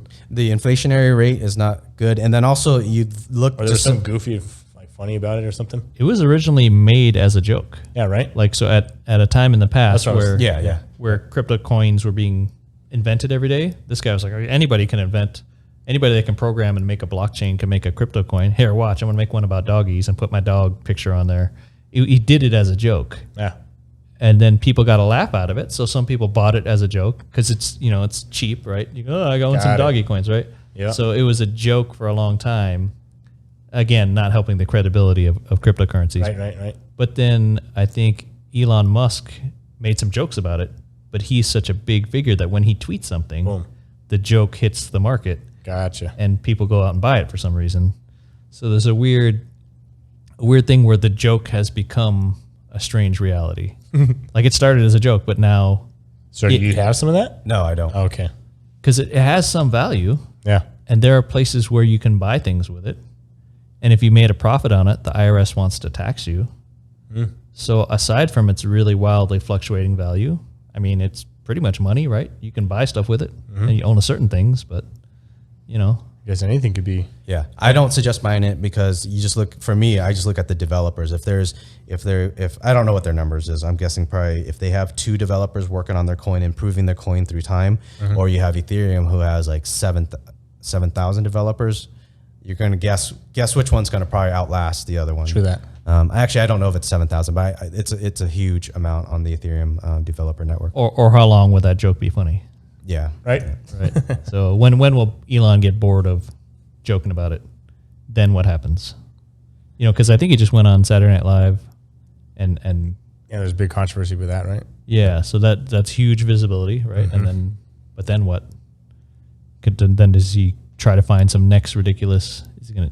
I think he comes up with a pretty ridiculous shit. I think he we came up said- with what was the flamethrower that he came out with? Yeah. And so for him, it's entertainment. Yeah. But if you're looking to try to increase your monetary value, that's a wild bet to make Yeah. in the big scheme of We live things. in Vegas. We do stupid shit like that all the time. I think I saw an article. He's going to make a physical doggy coin and plant it on the moon Oh, jeez. because there's an expression to the moon for the value of a cryptocurrency. Got it. So again, another joke. But if he literally puts a doggy coin on the moon, then that's highly entertaining and people will buy more. And Wow. so does the joke end after that? I don't know. I guess if you got, the joke ends when he's out of ideas. Yeah, the dude literally has a rocket company. He's already put I know. he put a car in orbit to Mars. So I'm not going to say he can't do it, but There's something with that boy, huh? There's something. I mean, he's smart, but you can sometimes see in his eyes. You're like, I don't know, man. He's kind of. no, but I love it because if I was a billionaire, I'd want to at least entertain people. He's Like, very entertaining. Yeah, he's trying to do some awesome. Electric cars is great for the world, right? He's pushing the advancement of electric cars. He's making access to space cheaper. He's doing a rocket company, fantastic, right? The underground, Boring company. the boring company. Or, yeah, so most people would be too busy with one of those things and chasing their billions, but Right. he's just doing those things he wants to do them, and then That's why Jeff Bezos looks at him like, you motherfucker. yeah. See, but I wish Bezos would do some fun stuff, right? I'd like him more if he did. That guy fun looks stuff. like a I don't know. He just looks like a villain. He has like that one crazy eye. He needs a monocle on it. He looks like a crazy billionaire. Yeah, I wish he was doing more fun stuff or fixing stuff. Like just start buying congressmen and start changing the rules. Yeah, And fix education or fix healthcare or fix pretty greedy though. You can kind of get or, that. or fix all the potholes in the U.S. That'd be something, right? Like Right. I haven't seen a pothole since 2017. Shit, go look at my road to my house, man. I don't know what happened. I think someone crashed a car in front of it. Besides all the Ate the road up there. prostitutes on the hanging out on the road. Besides all my girls on the corner there trying to. distracting all the drivers. Well, we need to fix it so they can walk in their heels on that road. We need marble sidewalks, Jeff Right. Bezos. All right, next question. What's the biggest problem for humans? What should they do to fix it? Whoa. Pothole hookers. Shit. Potholes. That's heavy, bro. I think we just need to live life knowing that things are unbalanced, and we need to be okay with that. And we need to find a balance within this unbalanced world. You know what I mean? We need to try to get ourselves together, because you can't really help the world until you can help yourself. I think if everyone looks at themselves as like a project, they'll stop like fucking things up for other people. You know what I mean? Until you have some knowledge for yourself, you really can't, give or you can't help somebody. If you're just spilling bullshit, that's how things in this world get fucked up. You say something that's not true, and it just goes and turns crazy right away. So maybe finding your own equilibrium within yourself first before doing anything. I think that's a good thing. Yeah, I think that's really good. I don't know about all humanity. I mean, I don't know about other countries that are war stricken and shit like that you can't really help them, but I mean, do what you can to, help your immediate people. So yeah, I something agree like with that. And then eventually maybe it'll go and span outwards to everyone, I feel like that it almost has to stem from government to push that. That sounds... You're so anti-government. I am anti-government. Yeah, I don't know. Because I think if you have a government that's either, say in America, corporate interest the whole time, you're not teaching morals. Is it the focus of a government to teach morals? I don't know. I would imagine that would behoove the country when you do that, because then the country works better as a whole. Well, you said it earlier, like seeing people as people. You know what I mean? That's what the government needs to do. Again, they're seeing us as statistics and little numbers. If you start seeing them as actual people doing things and having real lives, then maybe that's, I guess you can make a real big change. I feel like it would be a win-win, because then you would get people that that really love their government and love their country, and so then pride and we definitely lost pride in all these last few administrations, And I feel like that would be a win-win, because you have pride for your country, and then you're continuing to support the message that the government has. It's a weird thing. I totally understand. It's weird for me to say government should push morality. I understand that's weird. So they did around like JFK era. They're pushing morality, or at least like. Well, they make laws. Is that? Yeah, that's true. Doesn't that tell you what's moral? Well, no. I'm saying that sometimes these laws are just made because it makes somebody somebody has more money feel better. Yeah. Yeah. I mean, some of these laws are just so. It's like, what? Like who made that law? That's kind of dumb. I just think I don't know. Maybe just helping people. I just think we're like laws and all this shit. It's all created by just human beings, anyways. Like once we get down to the base of it, we're just all humans. Like we need to look out for each other. I think that's the key to it. You know what I mean? Yeah. Fuck government as a entity. Just we're all people.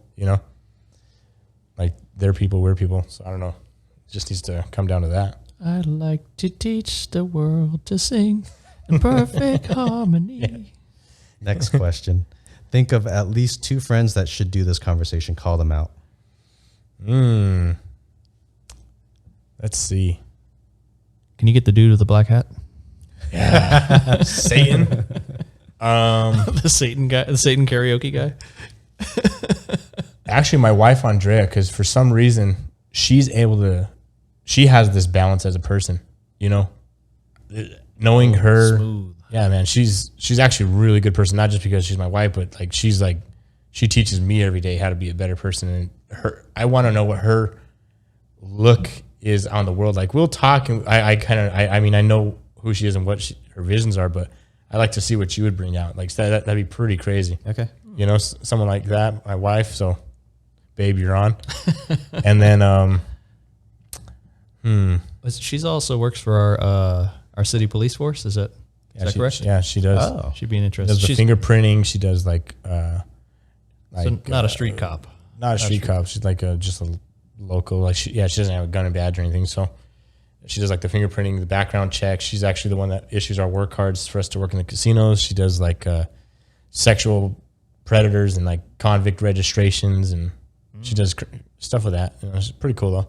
See, our laws tell us. Her thing is 2 years from now she wants to be in the FBI, so she's trying to learn all the background stuff to that. Yeah, our laws tell us it's immoral to be a sexual predator. Yeah. See, they're doing good work. Okay. You're just not giving them credit. Gotcha. There's some good in there. Well, yeah. Yeah. No, that's great. I didn't know she was aspiring to FBI. Yeah, she went to school for biology, so she wanted to actually be a marine biologist, but that's not going to work in the desert. Yeah. So biology, though, is her thing, so she wants to work. Wait, did she go to college in New Mexico? Is that what you're saying? Mm-hmm. They have marine. Oh, just biology. Just biology, but she wanted to go and like get her master's somewhere else and do that. But yeah, she married me, and I kind of threw the plans out of the thing. But whatever, you derailed her life. Yeah, I derailed her a little bit. But yeah, so I mean, she wants to do other things, but biology is like her thing that she loves. So she's gonna try to do the FBI and maybe get on the like forensics type thing, or maybe even like just some crime investigation side, you know. So she could explain mitochondria really well. Pretty much, yeah. Okay. I couldn't. Yeah, and then one other person, probably, I don't know. What kind of guest do you think you'd want here?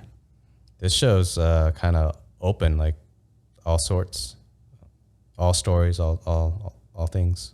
You get any of those hookers to come down here? Yeah, I was gonna say. I wonder if you can get somebody like that, or maybe like somebody living in Las Vegas, like maybe like not necessarily like a homeless person, but somebody living like that. You know what I mean? Like, I don't know, seeing that different side of Vegas, because you always hear that there's underground city underneath Las Vegas. Maybe somebody from there might be kind of crazy. You know, some night walkers. I don't know. I don't know, man. Something. There's a risk to grabbing random unstable people. Yeah, into your studio. To actually get them here, I'm just thinking like to actually get them here, they'd have to live in the city, and the city is definitely service industry and restaurant stuff. People, and I don't want to just keep bringing you restaurant people, you know, because if you want that kind of a show where you have a lot of people, don't just bring in the same people. So I do have people in mind, but yeah, I'm trying to think outside the box, you know. Yeah, you need crazy bum in here. You know, bum in here. Tell them there's a shower. No, I'm just kidding. Got some sandwiches. Yeah, sandwiches, some mayo, some Kahlua and Tito's over there will make you a white Russian. All right, final question. Tell me in a few sentences or less what this conversation was like. If you've done a podcast or interview before, describe the biggest difference. I may use this answer in a video collage for new potential guests. You're the bait. I like the process. I have done like a version of a podcast with my brother. We just, but we're mainly talking to ourselves. We never had done it with guests or anything like that. So, but we just didn't have that kind of a like viewership, and like we have those kind of things happening at that moment. And then my brother and I are trying to do this like IRL, in real life, kind of almost, I don't know if, kind of like, hey, you see like on like talk shows like Conan or something where they go on the streets and interview people, almost like an on the spot podcast, but without all the bells and whistles that you would see on a show. Because it would just be something different, you know what I mean? So this, I do like this setting because you can definitely kind of get to know somebody for a longer period of time. This is like they don't feel so like rushed to give us an answer like they would on our show. But okay. Yeah, I mean this is definitely a traditional format, and I think yeah, but you can definitely take it out there. You know what I mean? Just depends on who you want in your house and who you're trying to interview. You know what I mean? Yeah. You don't want people scoping out the place. No. But no, this is, yeah. I mean, steal all my good alcohol. Yeah. Definitely. Or you can add more drinks to the mix. You can be drinking a lot more. You know what I mean? Yeah. Yeah. That can make for some really interesting conversation. All right, gentlemen. It was a pleasure. Thank you so much, Thanks, Isaac. Thanks, Isaac. Yeah. Cheers, Best thing to come out of New Mexico. Hey, right on. Sorry, that's not a knock to New Mexico. No, New Mexico's actually a really good spot. Super cool.